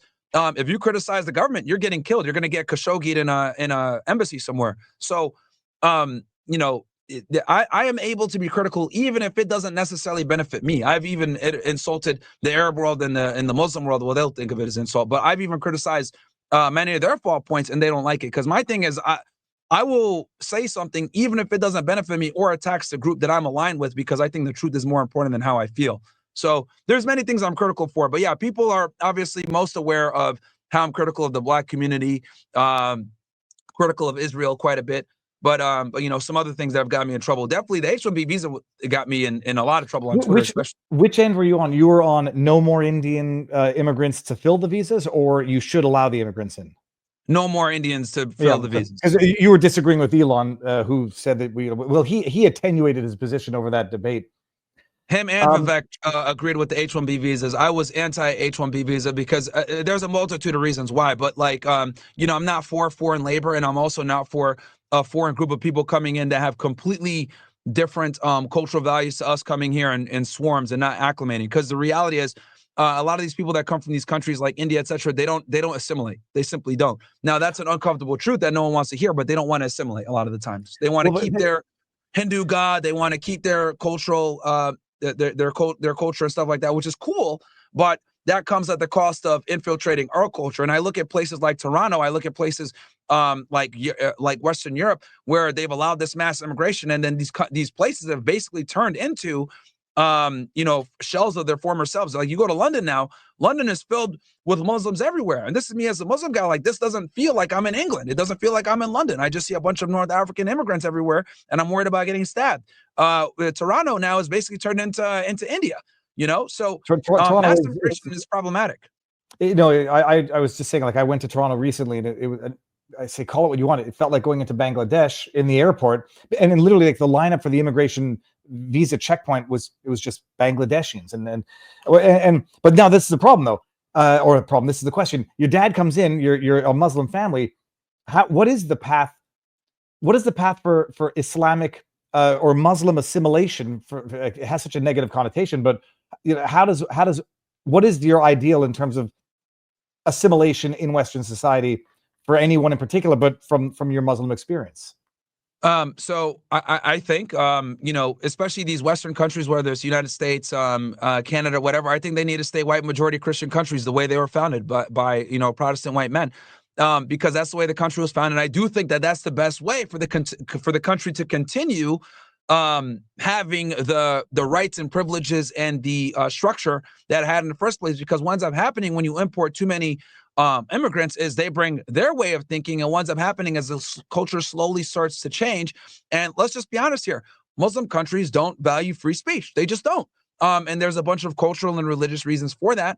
But if we want democracies, if we want freedom of speech to be paramount, we can't let them be the dominant force in this. And again, I'm going to get around up the flagpole for saying this, but I'm calling it like it is. I think the countries need to stay majority what they were founded by in order to preserve those values, right? And I think disintegrating the way the country was founded for economic gain through H-1B visas or whatever is not worth the trade-off. In our Encryptus in our locals community says, show us Rabbi Myron, but over on Rumble. May I ask who Rabbi Myron Gainestein is? Oh, I have like a hat that I put on every time I go into certain things. All right. Well, let me ask you. You mentioned it, Zionism, and I might be one of the very few people also who does not equate criticism of Israel with anti-Semitism. But I had on Gadi Taub last week, and I asked him to define Zionism, and I think he gave a decent definition. What's your definition of Zionism? Zionism, man, I would say to be very, very clear about this, because I do think that, given the fact that the Jewish people have been persecuted for a very long time, it makes sense that they would need their own homeland. But when I'm talking about Zionism, I'm talking about specifically the state of Israel, where it's located, and the preservation of Israel, particularly when it comes to what used to be British mandatory about Palestine. That's what I'm referring to when I say that's the existence of the state of Israel. So critical of Zionism. And I don't really care to get into it, because it's not that I'm going to think less of you if you don't think Israel has the right to, well, if you don't think Israel has the right to exist where it exists, or the Palestinians have the first claim to the land, when you're critical of Zionism. So in that sense, what? Critical of Israel's right to exist where it is, under the modalities that it exists, under the conditions that it exists? Yeah, precisely. Their right to exist over another group of people's right to exist that were there before. So, I'm completely sensitive to the fact that, they've been persecuted, kicked out of a lot of countries, had issues, and haven't had a homeland. There are diaspora people very aware of that. But I think them having a homeland at the expense of another group of people is not acceptable. I think they should have a homeland, but displacing another group of people, I think that's problematic. Yeah, and then I said, I want to say I'm not interested in, because I know what the responses are going to be, and then I'll ask you the question: how far back do you go in terms of who was displaced from the land of Israel? And then you'll say 200 years, and someone will say 2,000 years, and that's why the Jews get to have it back. And this is where, like, it's just there's an impasse. It becomes a religious debate, and then it becomes a biblical thing. Then I know exactly what you mean. Like it's like almost you go down this hole that no one's ever going to be satisfied with this with it. So. No, I completely understand why you might not want to get into that. And it's really cool. And people ask me, it's like, well, are you Zionist or are you pro-Israel? I was like, first of all, I can easily evade the answer, because Israel exists whether I like it or not, or whether you like it or not. And I'm not there to say Israel should not exist. It's like, am I anti-Canadian? Canada exists. A lot of natives would say Canada shouldn't exist where it is because it displaced a lot of natives, and not just a couple hundred years ago. To which I'll say, well, Canada's there, and I'm not advocating for the destruction of Canada, and therefore I respect the country of Canada's right to exist. People, and now, it's, what and I it's will all. say is this, though, I agree with you on that. That like at this point, like, bro, we got to deal. Israel ain't going nowhere, right? I've said this a million times too, as well, for the fanatical, pro-Palestinian people. I tell them, look, Israel's not going anywhere. We need to figure out a two-state solution. Okay, that's the only way that we're gonna fix this, because Israel ain't going nowhere. Obviously, the Palestinians aren't going to go anywhere. They're trying to get them to go somewhere, right? As we saw with we're going to take over Gaza, whatever. But I think the only way that Israel's going to be able to live in peace in the Middle East without constantly having to worry about being attacked is they're going to need to come with a two-state solution. Now, we can make the argument about, who's been preventing this, whether it's Netanyahu or whatever. But I think at this point, the only way to move forward is we need to come up with a two-state solution. Now, that's where I think the conversation needs to go. This whole who has historical rights to land, whatever, that's irrelevant now at this point, because we are where we are. So I do think the path forward is a two-state. Yeah, well, and that's where I was also. But then the question becomes two-state under what modalities? And some people say two-state with the right of return, which is effectively a one-state. Others say a two-state, and then two-state with one state that refuses to recognize the right to exist of the other.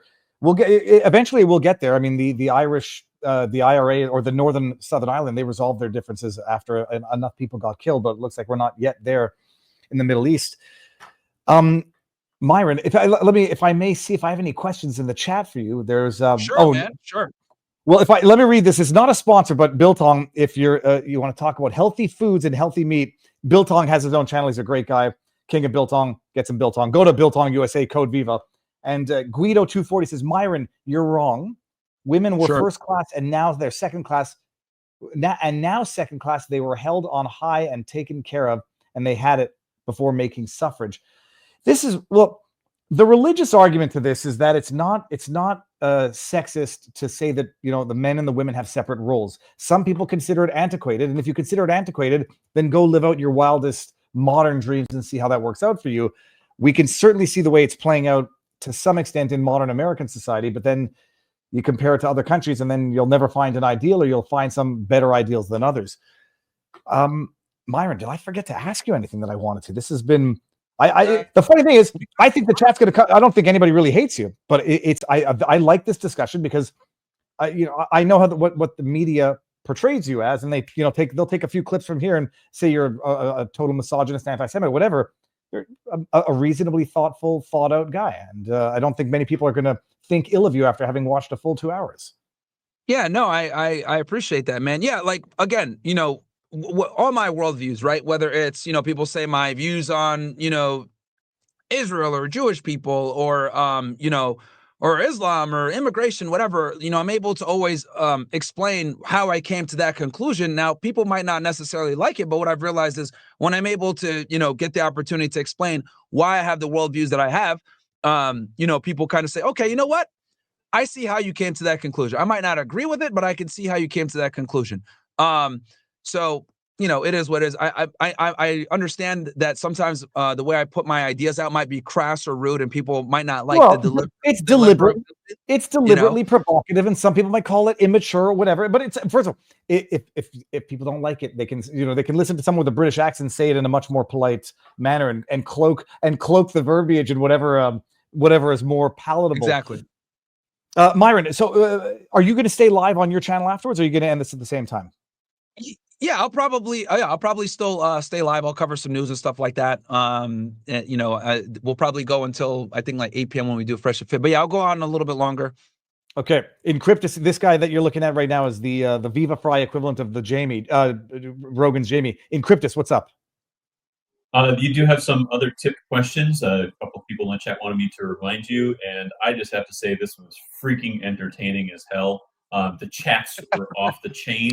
You've got about, I gotta go say 80% love you, 20% screaming hate.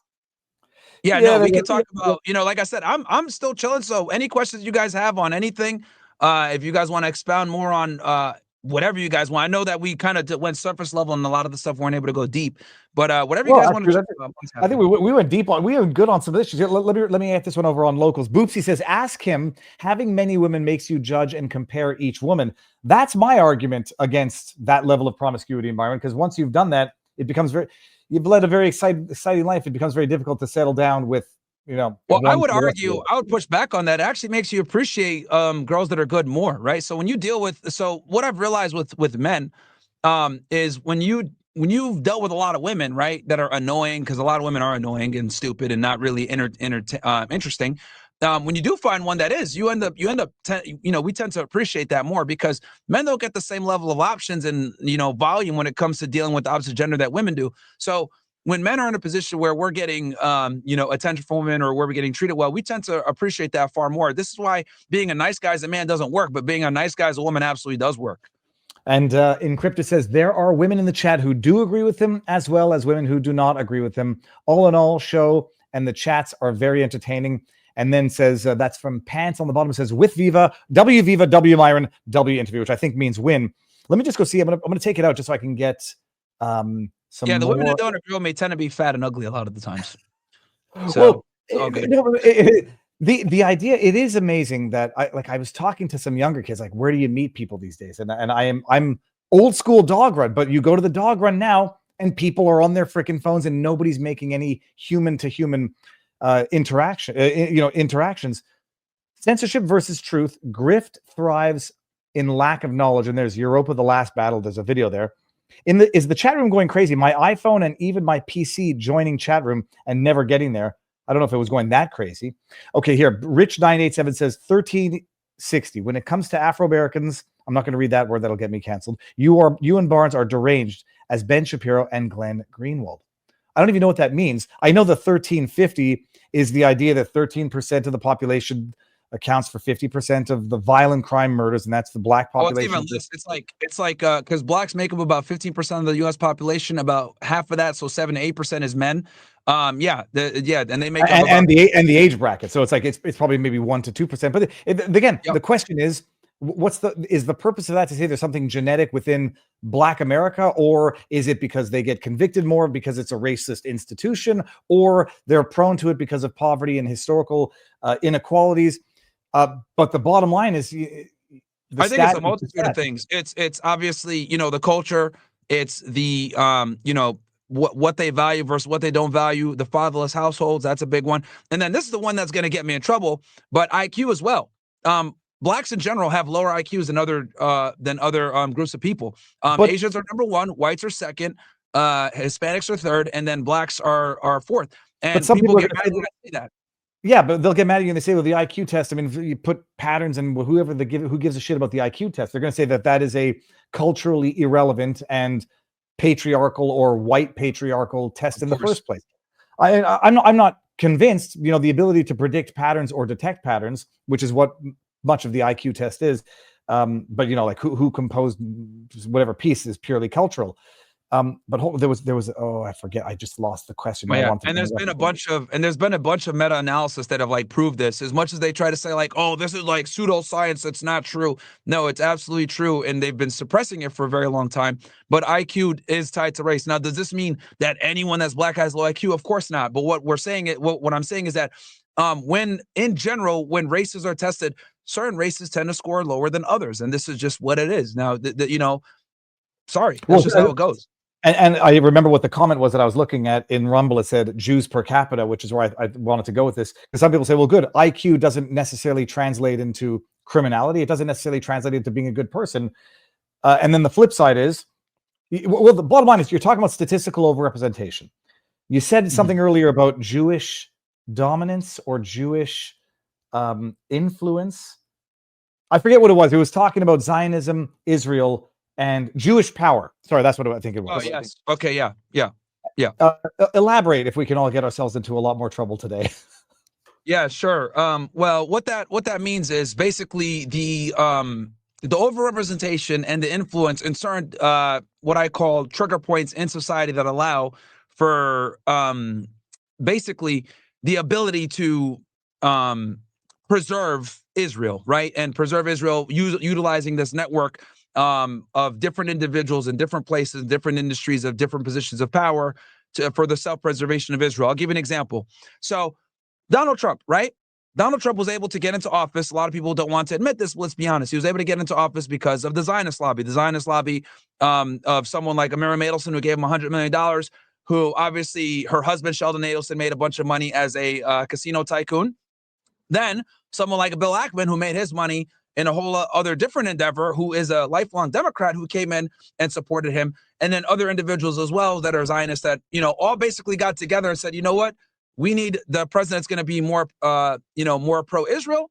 Let's make sure that we get him in regardless of our political affiliation because right now what matters is getting Trump in to preserve Israel. So what I mean by this is utilizing that influence to push and get someone into office for their own means. And they're able to do this by having positions of power, influence, obviously money.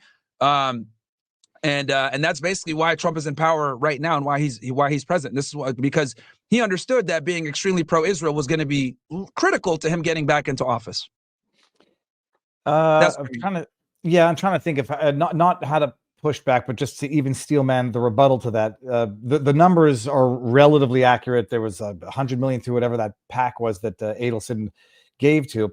The question is going to be being pro-Israel versus being anti-Israel. Mm-hmm. I'm just trying to think of how to ask the question, which is going to be, and is it? So the argument is that there's rich Jews who are Zionist or who are pro-Israel that you think have the determinate impact on the outcome of the election, and then others are going to say, well, okay, the 100 million, whatever, but there's 77 million people who voted for Trump. On the one hand, either they want that as well, or on the other hand, the 77 million who are not Zionists, certainly maybe some of the big ones are. Wanted Trump anyhow. So the question is then, what degree is the being pro-Israel related to his election if it actually got 77 million Americans to vote for him who seemingly espoused that policy? If the people didn't like it, he wouldn't be elected, is the point. No, sure.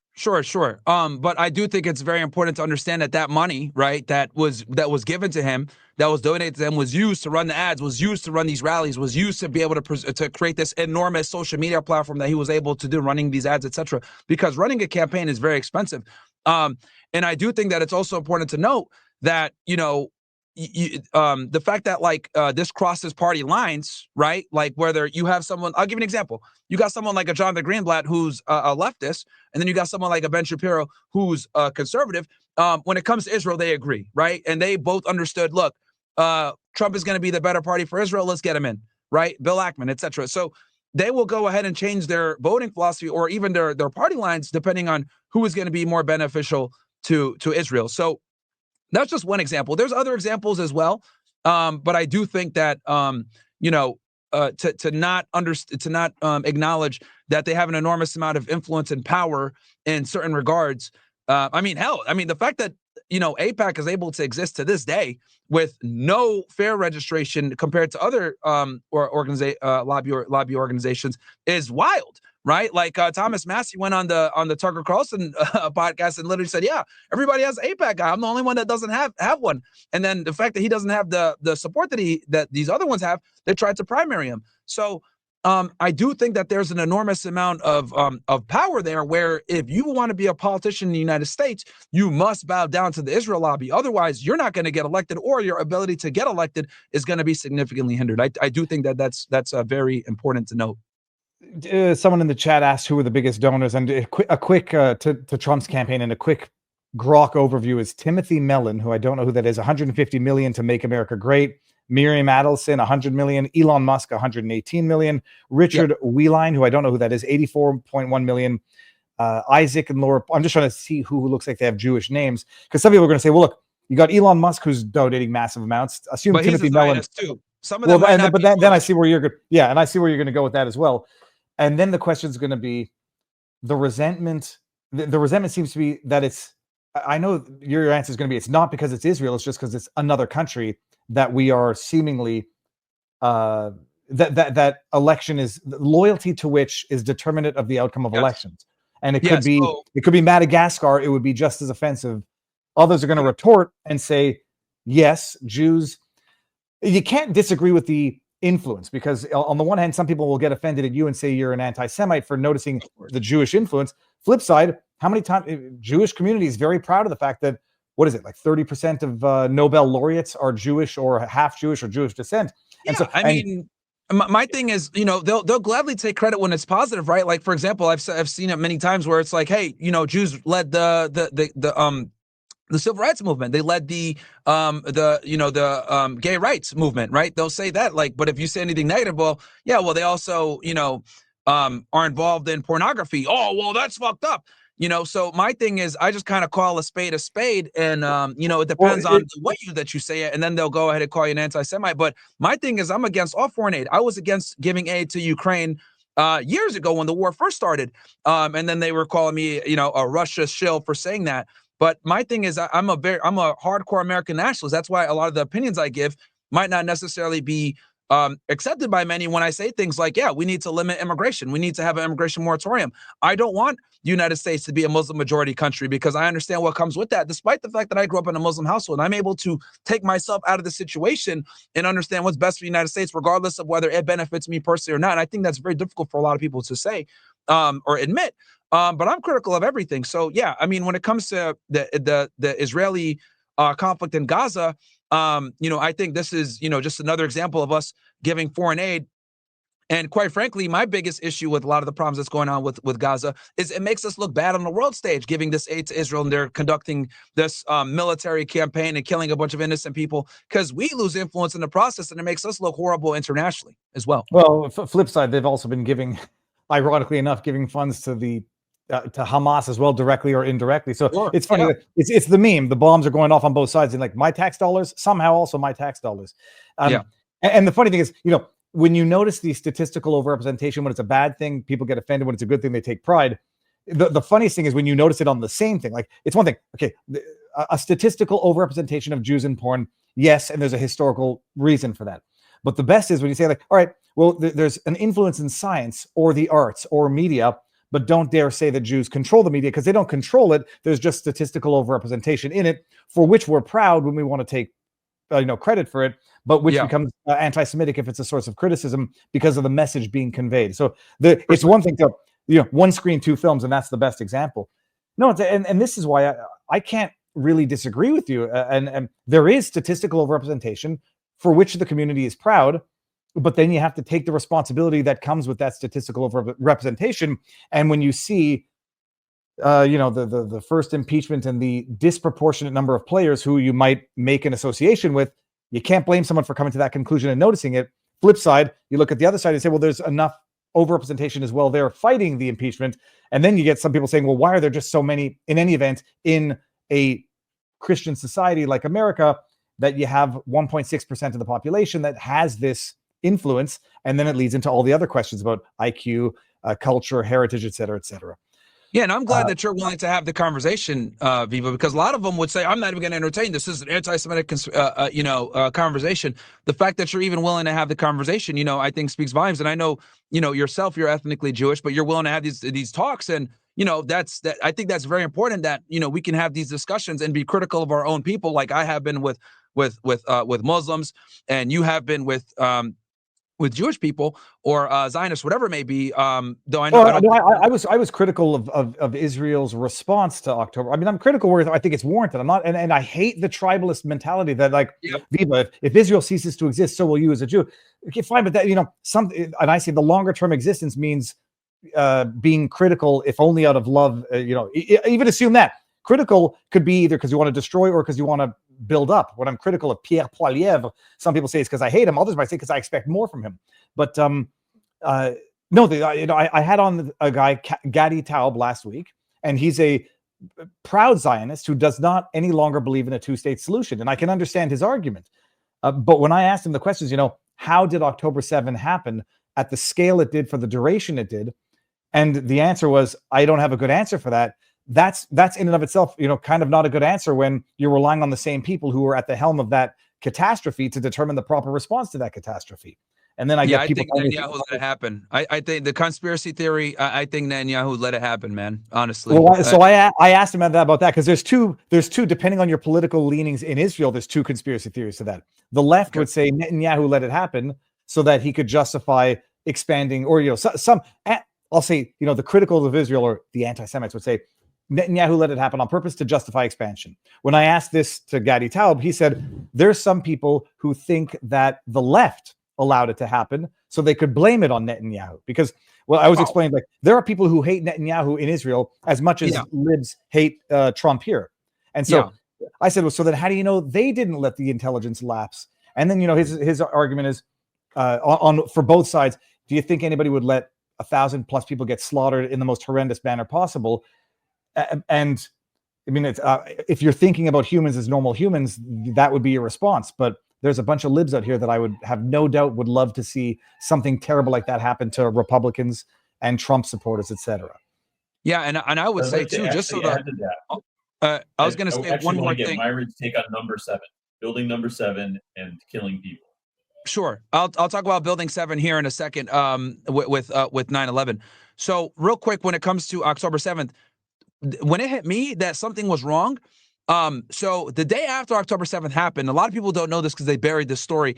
Egyptian intelligence came out immediately and said, we warned the Israelis. We told them that Hamas was planning this attack. We had seen them on our intelligence services had seen them planning this attack and staging it. We told them. Now, the reason why that's important is because Egypt has an agreement with the United States where our aid for Egypt, because it's a very poor country, they have a lot of debt. Our aid for Egypt is contingent upon them playing nice with Israel. Jordan as well. Jordan and Egypt are allies to Israel because we give them quite a bit of money to play nice with them. So when the Egyptians came out and said, hey, look, we told them about this, we warned them about this, that told me right then and there, I was like, oh, wow, they want to continue to get their aid. And they did warn the Israelis because they know that their aid is contingent upon this. So that's when I started to question, like, okay, something's going on here, how the Israelis, who have the most advanced border, like that area is one of the most secured areas in the world. They have an enormous amount of technology. How did they let these guys with paragliders and rudimentary and bulldozers?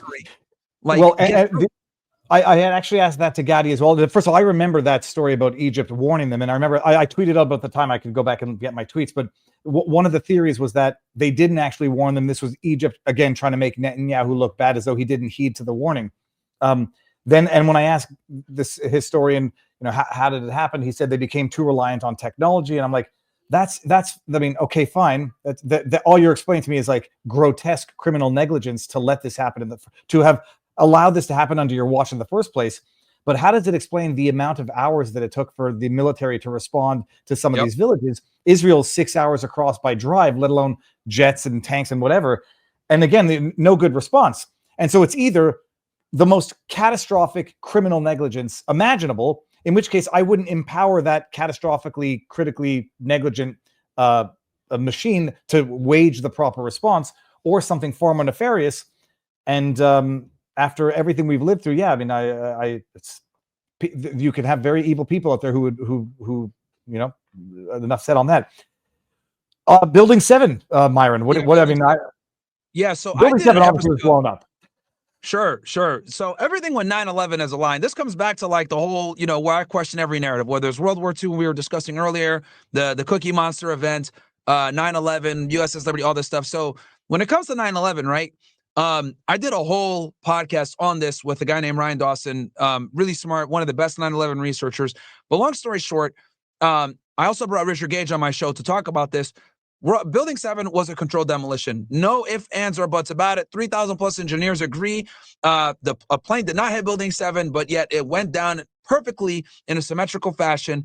And not only was it a controlled demolition, it was a controlled demolition to the degree where whoever put the bombs in there did it at a perfect level, textbook controlled demolition. So, which, leads to more questions with 9/11, like how the hell is it that, these random hijackers were able to hijack these planes, crash them into these buildings, and then the third building that goes down in a perfect fashion alongside the Twin Towers, which also went down as in a controlled demolition fashion.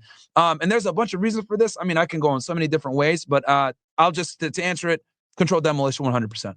Well, look, and again, I'll be called crazy because everyone's excuse for the Twin Towers was jet fuel planes, and okay, fine. What's Building 7 then? That it was burning and the fire, whatever they called them, the water sprinklers were not working, and that melted the foundation. There has never been a skyscraper, a metal structure, a steel frame skyscraper that has ever fallen, collapsed as a result of a fire, except 9/11. The excuse being, well, planes never flew into them. Neither did that happen with Building Number 7. And what was in Building Number 7? There was very important information being stored in that building. government agencies were there. There were definitely government agencies there. I know that one for a fact. I think some private. The other thing that's also very important for people to understand, again, not to get into a Jewish conspiracy, but I do think it's important, worth noting. The person that purchased the World Trade Center was a guy named Larry Silverstein.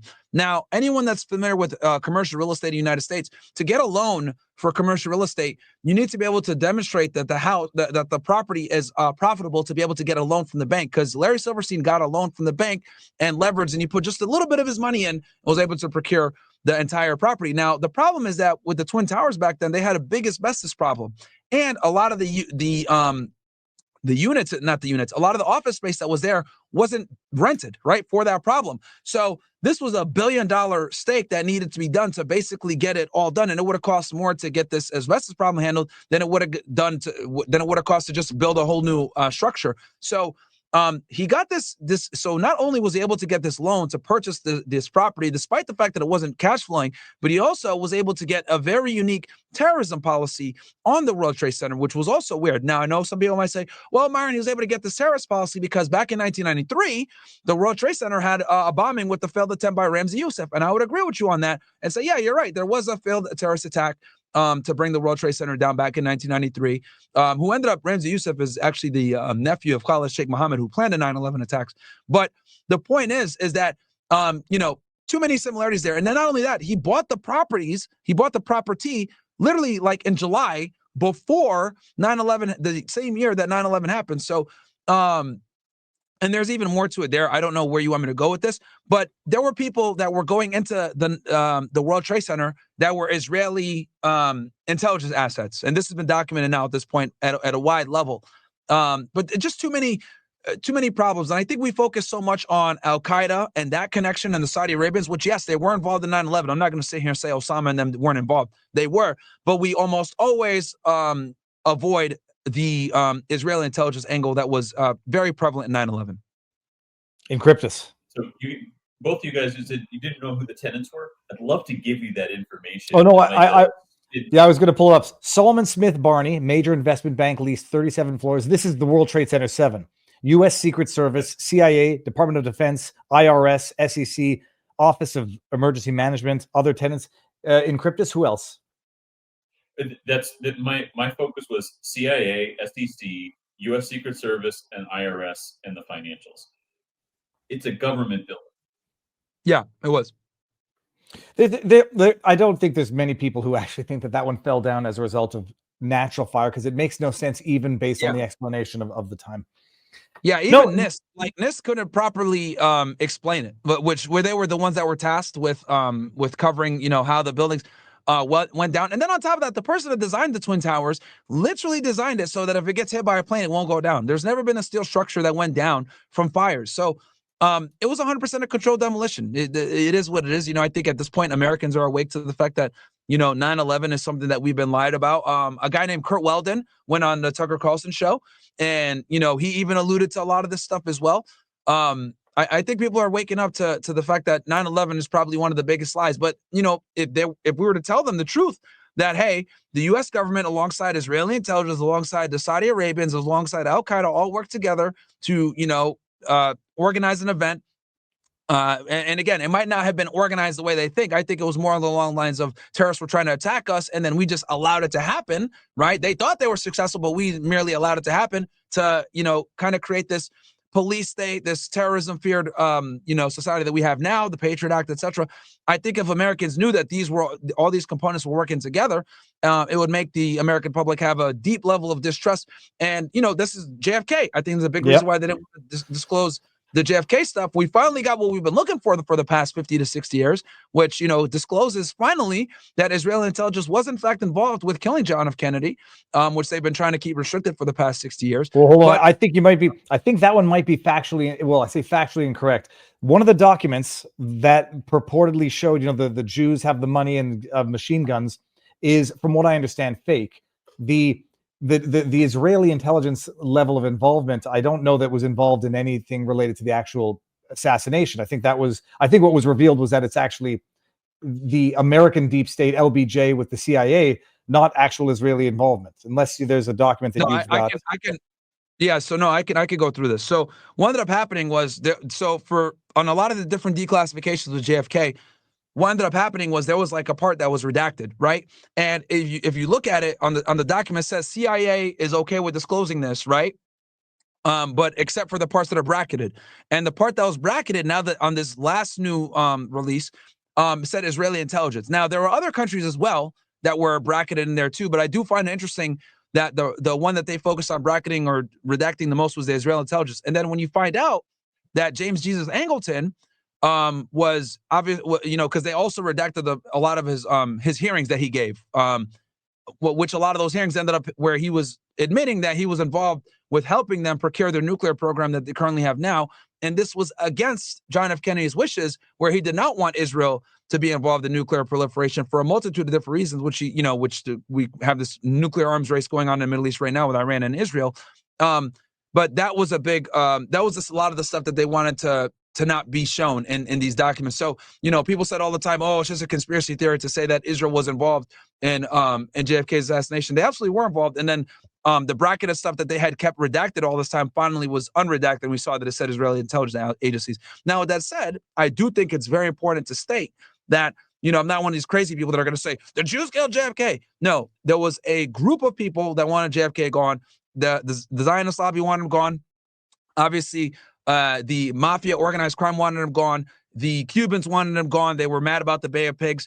The intelligence agency wanted him gone because he threatened to smash the CIA into a million pieces. Alan Dulles had an axe to grind with him. There was a lot of people that wanted John F. Kennedy gone. So to put all the blame on the Israelis is disingenuous and intellectually disingenuous. But I do think that all of them had a shared interest in getting rid of him for different reasons.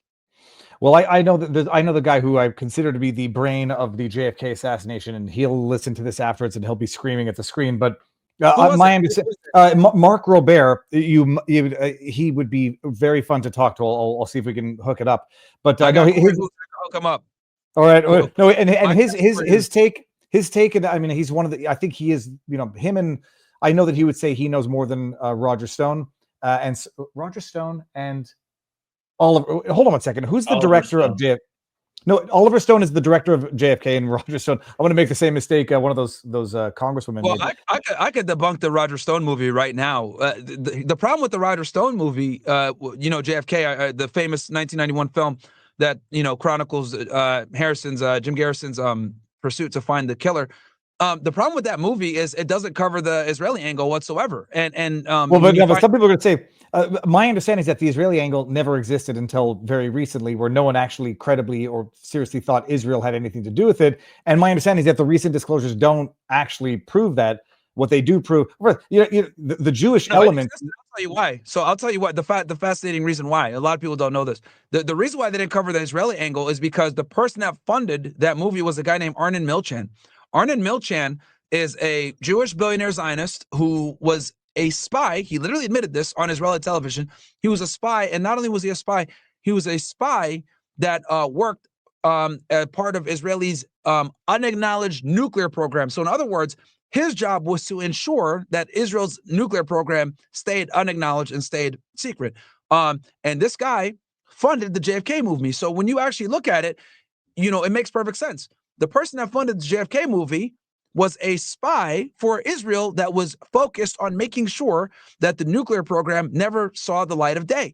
And then when you find out that JFK's biggest issue with the Israelis was quite literally because of the nuclear program, it makes perfect sense why the JFK movie was funded by this guy and clearly omitted the nuclear angle with Israel, because this had been known since like the 80s. There was I forget maybe it was a Doug Valentine. I forget who the author was that wrote about this. I mean, the book was banned everywhere, but he did go into this in Doug Valentine or something like that talked about the Israeli angle. It had been out for a very long time. So they knew it back in the 90s, even when they did this movie. It's just that Arnon Milchan made sure to never mention that part in the movie. And then what ended up happening was the JFK movie ended up becoming the most famous piece of media that documents the assassination of JFK. And this is why so many Americans are completely unaware of the Israeli angle. I'm reading a chat from here. Mark Robert helped on that movie. He knows Oliver Stone and advised on this, and he's the one who says very clearly that information was fake. And It would be Which a wonderful information debate to have here. The what information was fake? one of the new releases which talked about which mentioned Israel was apparently a falsified document, and I don't want to make a mistake as to which one it was now. But no, look, that might be a fun discussion to have with Mark. I won't get into it because I know I'm not the expert on this. Sure, Jen no problem. Jen Mole over on Rumble says, "Great guest and great show as always. Thank you." And TT Fulltimer over in our locals community says, "You can like this or not. And with the population of the USA, 100 plus 70 divided by 2 equals 85. Why, looky there." Okay, I don't know that. I'm gonna have to figure that one out in a second. And Big Bad Bob. There are pictures of 2 so-called Israeli art students for some reason renting 2 entire floors of the Twin Towers, standing between a massive number of boxes on both sides from floor to ceiling and wall to wall with a company label on those boxes. And that particular company made nothing but demolition materials for the demolition of tall buildings. He's referring to Team E11, if I'm not mistaken. And that's just one group. So here's the thing. With 9/11, and I'll go over this real quick. There was multiple Israeli spy rings that were caught in the United States leading up to and or around the time of 9/11. So that was one group that was actually living in the towers and doing an experiment. I think he's referring to Team E11. Then there was another group that was actually caught by the DEA that were basically going around and taking pictures and doing surveillance on government buildings. The DEA wrote an entire memorandum on this, on Israeli students that were posing as Israeli intelligence assets that were posing as students. And then on top of that, there was the urban moving systems cell that was basically following the hijackers around. So the cell, the urban moving systems guys, which is tied to the dancing Israelis, these guys were moving basically following the movers, the hijackers around, because a lot of the hijackers actually lived in Hollywood, Florida when they were taking these flight classes, and these hijackers lived in Miami Beach and were surveilling these guys the whole time under the premise and the guise of a moving company. So what ended up happening when the attacks happened on September 11th, these Israelis were dancing on an apartment building, and a woman saw this and called the police. So the police ends up catching up with these guys, and they're driving an urban moving systems van. And a lot of them had, I think 1 or 2 of them had large sums of cash and plane tickets to leave the United States the day after. And, obviously this was suspicious. So what they did was they ended up calling the FBI. FBI interviews these guys. 2 of them, when they ran their names, came back to Israeli intelligence when they ran their databases. And then when they interviewed them under polygraph, hey, did you guys have foreknowledge that the towers are going to be attacked? A couple of them failed the polygraph test. And then to make it even crazier, about 70 days later, when they're in immigration custody, they're deported back to Israel. They go on a talk show and they admit on the talk show that they were there to document the event and they knew what was going to happen. And the interesting thing is on September 11th, when the towers were hit around 9 a.m., they were there at about 8 a.m. waiting for the towers to hit, and they were taking pictures, dancing, celebrating, whatever. Then it gets crazier. The FBI executed a search warrant on Urban Movie Systems at headquarters. When they went there, they found a bunch of hard drives and computers, which doesn't make sense for a movie company to be there, and that they were going to basically stop shop after September 11th. Then they looked at the financials, and they found that the moving company was funded by Israeli intelligence. And then on top of that, the guy that ran the company, a dude named Dominic Suter, right? And you guys can all look at the FBI 302s. They're all out there, by the way. You type in dancing Israelis, FBI 302s. You can read all this yourselves. So they look for this guy, Dominic Suter. He runs. He flees back to Israel. To this day, they still haven't caught him. He's hiding out in Israel. This guy, Dominic Suter. So, look, when it comes to 9/11, I'm not going to sit here and say, because a lot of people, again, they're lazy and intellectual dishonest. Oh, the Jews did 9/11. No. But what I will say is there was absolutely Israeli Zionist fingerprints all over 9/11 in tandem with other deep state assets, Al-Qaeda, etc. So, and there's even more. There's another ring that was caught out of Tennessee that was in the towers months before the towers went down. I could go into crazy detail on this, but I don't want to bore your audience. But there's a lot of smoke and fire there when it comes to Israeli intelligence assets that were around and or involved with the towers leading up to the attacks. I noticed in the chat someone said, "Why is Viva suggesting the document was fake?" I'm trying to find the one. I know Jeremy the Quartering published it. I shared it with Mark privately, and it's the one that refers to machine guns and the Jews have the money. And I don't mean, I'm not trying to be funny. It says the backing of the Jews. Yeah, that's the thing. What you're talking about. That's not the one I'm referring to. No, that's why I just want people to. I'm not saying if we're not talking about the same document. I am certain that Mark Robert is certain that the document that talked about the machine guns, I think, and the Cubans and the Jews with the backing was fake, because even though it had the CIA numbers on it, or whatever it was. But yeah, no, it's yeah. I mean, it is. I could definitely set up. I could set up a discussion with Corey Hughes and your guy if you want. They can debate it. But yeah, no, I mean, the document I'm referring to basically just it says here basically what it says is CIA is okay to release except for brackets, and then they finally removed those brackets. That I do really remember.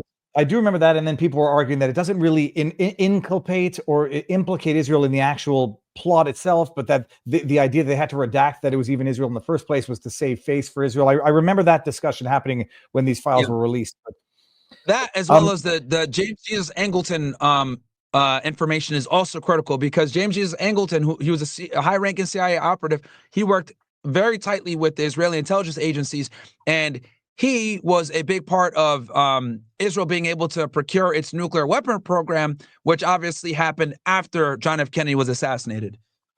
First of all, Viva, I don't get scared for things like this. I only get scared for immediate events of potential violence, and that's the fight or flight syndrome. Viva will get the call after this live LMFA. That's funny.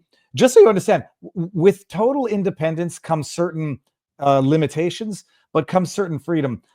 First of all, they don't have my number, but no, I don't. It's funny, just as a joke. It's funny that we've already went over a bunch of different things that most people would never touch. So it's funny that they would say that about you. It's a beautiful thing. I know. I think they mean it tongue in cheek, but because I won't get the call because they won't make it to me, because there's no point in making it to me. Myron, we're going to do this again, and maybe it's sooner than later. I'll come back down to Miami and we'll do another one. But this is you're always welcome. Thank you very much. And ordinarily we'd say our proper goodbyes, but you continue doing your show. I'm going to maybe go to my locals after party just for a few minutes. But Myron, sure. It's fantastic. I've never, in as much as I disagree with certain things, like it's one thing to talk in generalities while simultaneously acknowledging that you don't get to treat any one individual in any predetermined way because of whatever you might assume or say by way of generalities for a group. And that's unfortunately the human brain works by making rules based on probabilities. But the true, I would say, criticizable behavior comes when you treat an individual differently as a predetermined basis before even having any discussion with that individual. And I dare say, I like it. And I appreciate you. I appreciate you allowing me the ability to speak and kind of convey my ideas. And, though you might not agree, you're open to hearing it out, which I think is something that's like kind of lacking in today's society, where people are able to, have a discussion and talk to people and say, you know what, well, okay, you think this way. Can you tell me why you think that way? Right. And I really appreciate you affording me the platform to be able to give my worldviews and why I think the way I do. And what I love is that if you've said anything factually incorrect, the aggregate knowledge of the internet is going to figure it out on both of our ends. And then it'll make me revise, correct, and be better for the future. And the same for you. Yes, absolutely, man. And that's one of the beauties. So no, it's always great talking with you, Viva. It really is. I always can, I know I got to bring my A game and come prepared whenever I talk with you. And it's always great. You've done good. I'm going to go back and listen. And I know our community is going to, it was never a question of just like finding a gotcha. If some of the stuff is incorrect, I know that you would reassess as well. And that's what that's what it means to have opinions and be ready to be challenged on them. Myron, it's amazing. I'll DM you after this and we'll meet up for coffee. All right, man. Absolutely. Take it easy, Viva. All right. Have a good one. All right. I'm going to go to the locals after party. In Cryptus, we're going to raid somebody. Oh, yes. FYI. Hold on. Let me bring this one up here. Is it this little thing is getting worse as the show goes on? What? Yes, it definitely is. I noticed that earlier. Oh yeah. Oh, is it as bad as is it getting worse, or is it as bad as it was before? No, it's getting worse. Oh crap. Okay. Well, I think it's like it says no, it's getting worse. Oh, that hurts. Share screen. I don't even care if it hurts. I'm aware. I'm a prepubescent 46-year-old man who picks at skin. Nifrandiel says, Viva. Salty Bannon Don Jr. live streams not working for a lot of people. The last 3 days will only play from beginning, not live. I will let the team know this, because if you don't know, I know people. I'll send that over and make sure. But I'm sure, by the way, if Don Jr. and Bannon and Salty are not working properly, they know as well. But look at this crazy face here. Who is this guy? All right, we're gonna go to vivabarneslaw.locals.com for the after party. It will not be supporters only because I used StreamYard and not Rumble Studio. So if you want to come, you don't even have to be a supporter. Just be a member. You got to give an email address, and we'll have a party there. I got to relieve myself. And Viva going to have some most. Okay, I'm not reading those. And we do have a raid. Who are we raiding? Raiding. Red Pill News, talking about Virginia Giuffre today. Good. And you might want to go find out. I don't think she killed herself. Call me crazy. Raid them. Let them know from where you came. If you're inclined to come over to locals, come over, because it's not financially dependent. You can just become a member. We've got like 120 some odd thousand members. I think I have to check what our number's up to. But ordinarily it's for supporters, but not today. So do that. Encryptus, have we initiated the raid? Raid starts now. Okay, I see it. Well, let's see what happens if I go. Good to go. I'm going to say the raid has come. Okay, there we go. I'm going to put it on pause. And that was fantastic. Yeah. I got to say, this was an amazing show. It's one of the longest you've done in a while. And it was just entertaining from beginning to end. I can appreciate why people don't like what he says. And like you say, like be second-class citizen or be subservient. And Sure. The flip side way of describing it is be the prince to the princess who wakes, but then they don't even, some of them don't even like that. And then see what happens if you don't like, what are they called? They're Disney things anymore. Okay, so let's just do this. I'm going to end this on Rumble, which I think I've got to go into Rumble to do. And everybody, go raid. If I end the stream, is it going to end the raid? And we're going to find out right now. I'm going to go to live stream. I'm ending the stream. Okay, so I'm going to end it on Rumble, and locals, I'll be here in 30 seconds. We're going to see what's going on in Canada. End stream now. I find it really odd to have to add myself as a video to talk. Yeah, it's weird when you pop on. I keep thinking Jack Dorsey's popping up in the back. Okay, TT Full-Timer says, oh, the IQ thing, whites are 170. Most blacks are a mix of white and black. The average is 84, which is okay. I got what you're saying now, but it's okay. So it's an interesting thing. Like I don't know that I agree or disagree with the IQ thing. The question is going to be then, what does lower? Let's forget the premise and just ask, what does lower IQ correlate with? Does it correlate with what does it correlate with? Does it make people more violent? Does it make them more prone to, making, bad decisions? Maybe, I don't know. But the question is, what would low IQ correlate with that could otherwise, you could draw some broader. Nah, I got very distracted about this thing. Oh, God, I should have put makeup on it. Yeah, the lower IQ. I would have made fun of you live on there. Well, because you would have known it existed before that. Myron Gaines, is Myron going to do some routine? Is going to do this routine? The Jews on my team say the Holocaust was a lie and 250,000 at best with their real face out there while you use an anon account, cry harder. Is that a real, you got the real thing here. Well, I wish actually I had seen this one. Let me just make sure that it's a real tweet. April 15th. The Jews on my team say the Holocaust was a lie and 250,000 at best with their real face out there while cry harder. The Jews on my team, brown guy. So here, it's a real tweet. Let me make sure that I don't get duped. Not duped, but that we don't collectively get duped. So let me see here. This is the account. Myron Gaines. Following follows you. Now the question is going to be, if I had asked him, would he say, yeah, I'm sticking to that number, or I'm being facetious, it was maybe 1 or 2 million. The bottom line is, I think it was less. Like, yeah. Do you hear that dog? Oh gosh. You think that you're on the team, but they're really controlling you. All right, that's a funny thread to go down. Yeah, I could have. I know what his explanation would be. I'm being glib. It's a few million, but it's definitely less than the official narrative, and I'm allowed questioning it anyhow. But I acknowledge that the Holocaust existed and it was a terrible thing. And then you're going to say, well, you're not saying my number, therefore I hate you. Oh, we're still on Twitter. How do I end it on Twitter? Yeah, I can't figure out how to end it on Twitter. Oh wait, I can. Twitter, I'm ending it right now. Remove. I can figure this out through StreamYard. This part's only for vivabarneslaw.locals.com. Did I already do it? No, I accidentally just I got you. Well, I have to wait until I'm finished. All right, Myron and Viva never thought I'd see this. All right, let's go over to the chat and see what's going on here. Myron, respect for having anyone and everyone on. Myron is a man bitch, says I hate death, also known as thanatophobia. 60 special in with the routine. Hello, David. Hello, 60. Bill Brown says, I personally believe he's the male version of a feminist. He's destroying our society just as much with his ignorance. The proper response to feminists is not to follow their example. It's to fight them, metaphorically speaking. Being a male whore is no better than being a female one, says Bill Brown, and I tend to agree with her. I think I imparted this point. I don't care what he claims. I'll guarantee he still has STDs. That I don't ask. Don't ask who someone voted for, and don't ask if they have an STD. That's what happens when you don't keep your schmeckle in your pants. The answer to not being able to find a good woman is never to become the whore you claim to hate. I honestly, I can't think of a single good father who'd appreciate his son taking advice from either this clown or his cohort, but perhaps that's just me.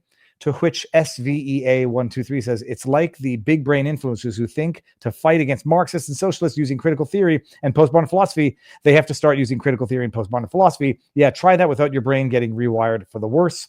And Jerry says to that, not just you, he just promulgates promiscuity, and the boys that follow him are trying to be pickup artists.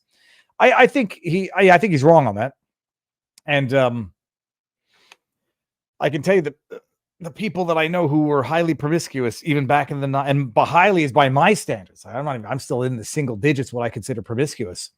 I don't think they led better lives I don't think it worked out for the better for them. That's my thought on that. People, am I going to be very, very pissed off as a result of the Canadian elections today?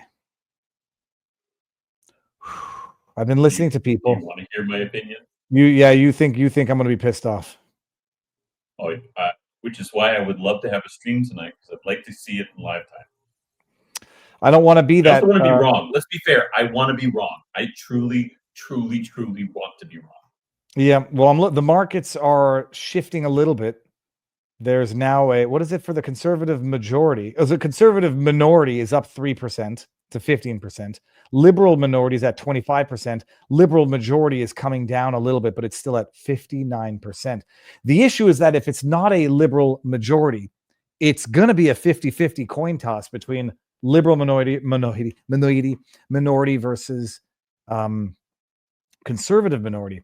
The problem that I have is that I was just on with Sean Newman podcast just for 25 minutes before this stream. And what was I going to say? I was on with a woman. There was a woman who works in Indigenous affairs, or is maybe part Indigenous, was saying that they were redistricting some of the native districts or the native ridings, and one's going to flip conservative to liberal. Like, how the F do the natives, the Indians, the Indigenous vote liberal? But then I can also see why the hell would they vote conservative? She told me that they typically vote NDP. So maybe they'll vote NDP, and so the liberals won't get as many votes as they are hoping to get. Is it going to be disaster? That's this question. Let's go to the regular chat.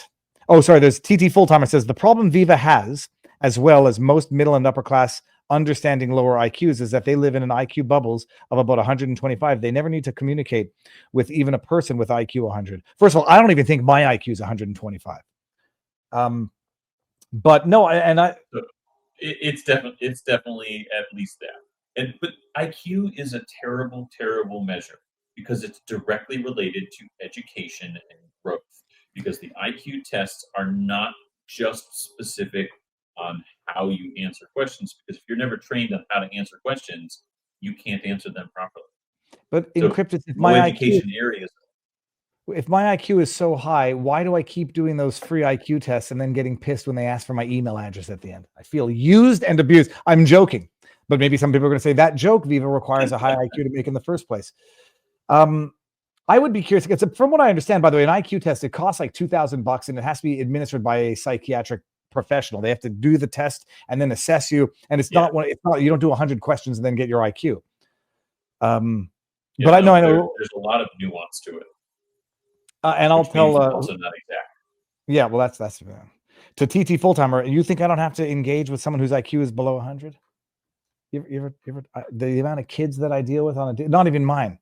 I think kids' IQs are like a freaking I can't even think of an animal that would be typically like a sloth.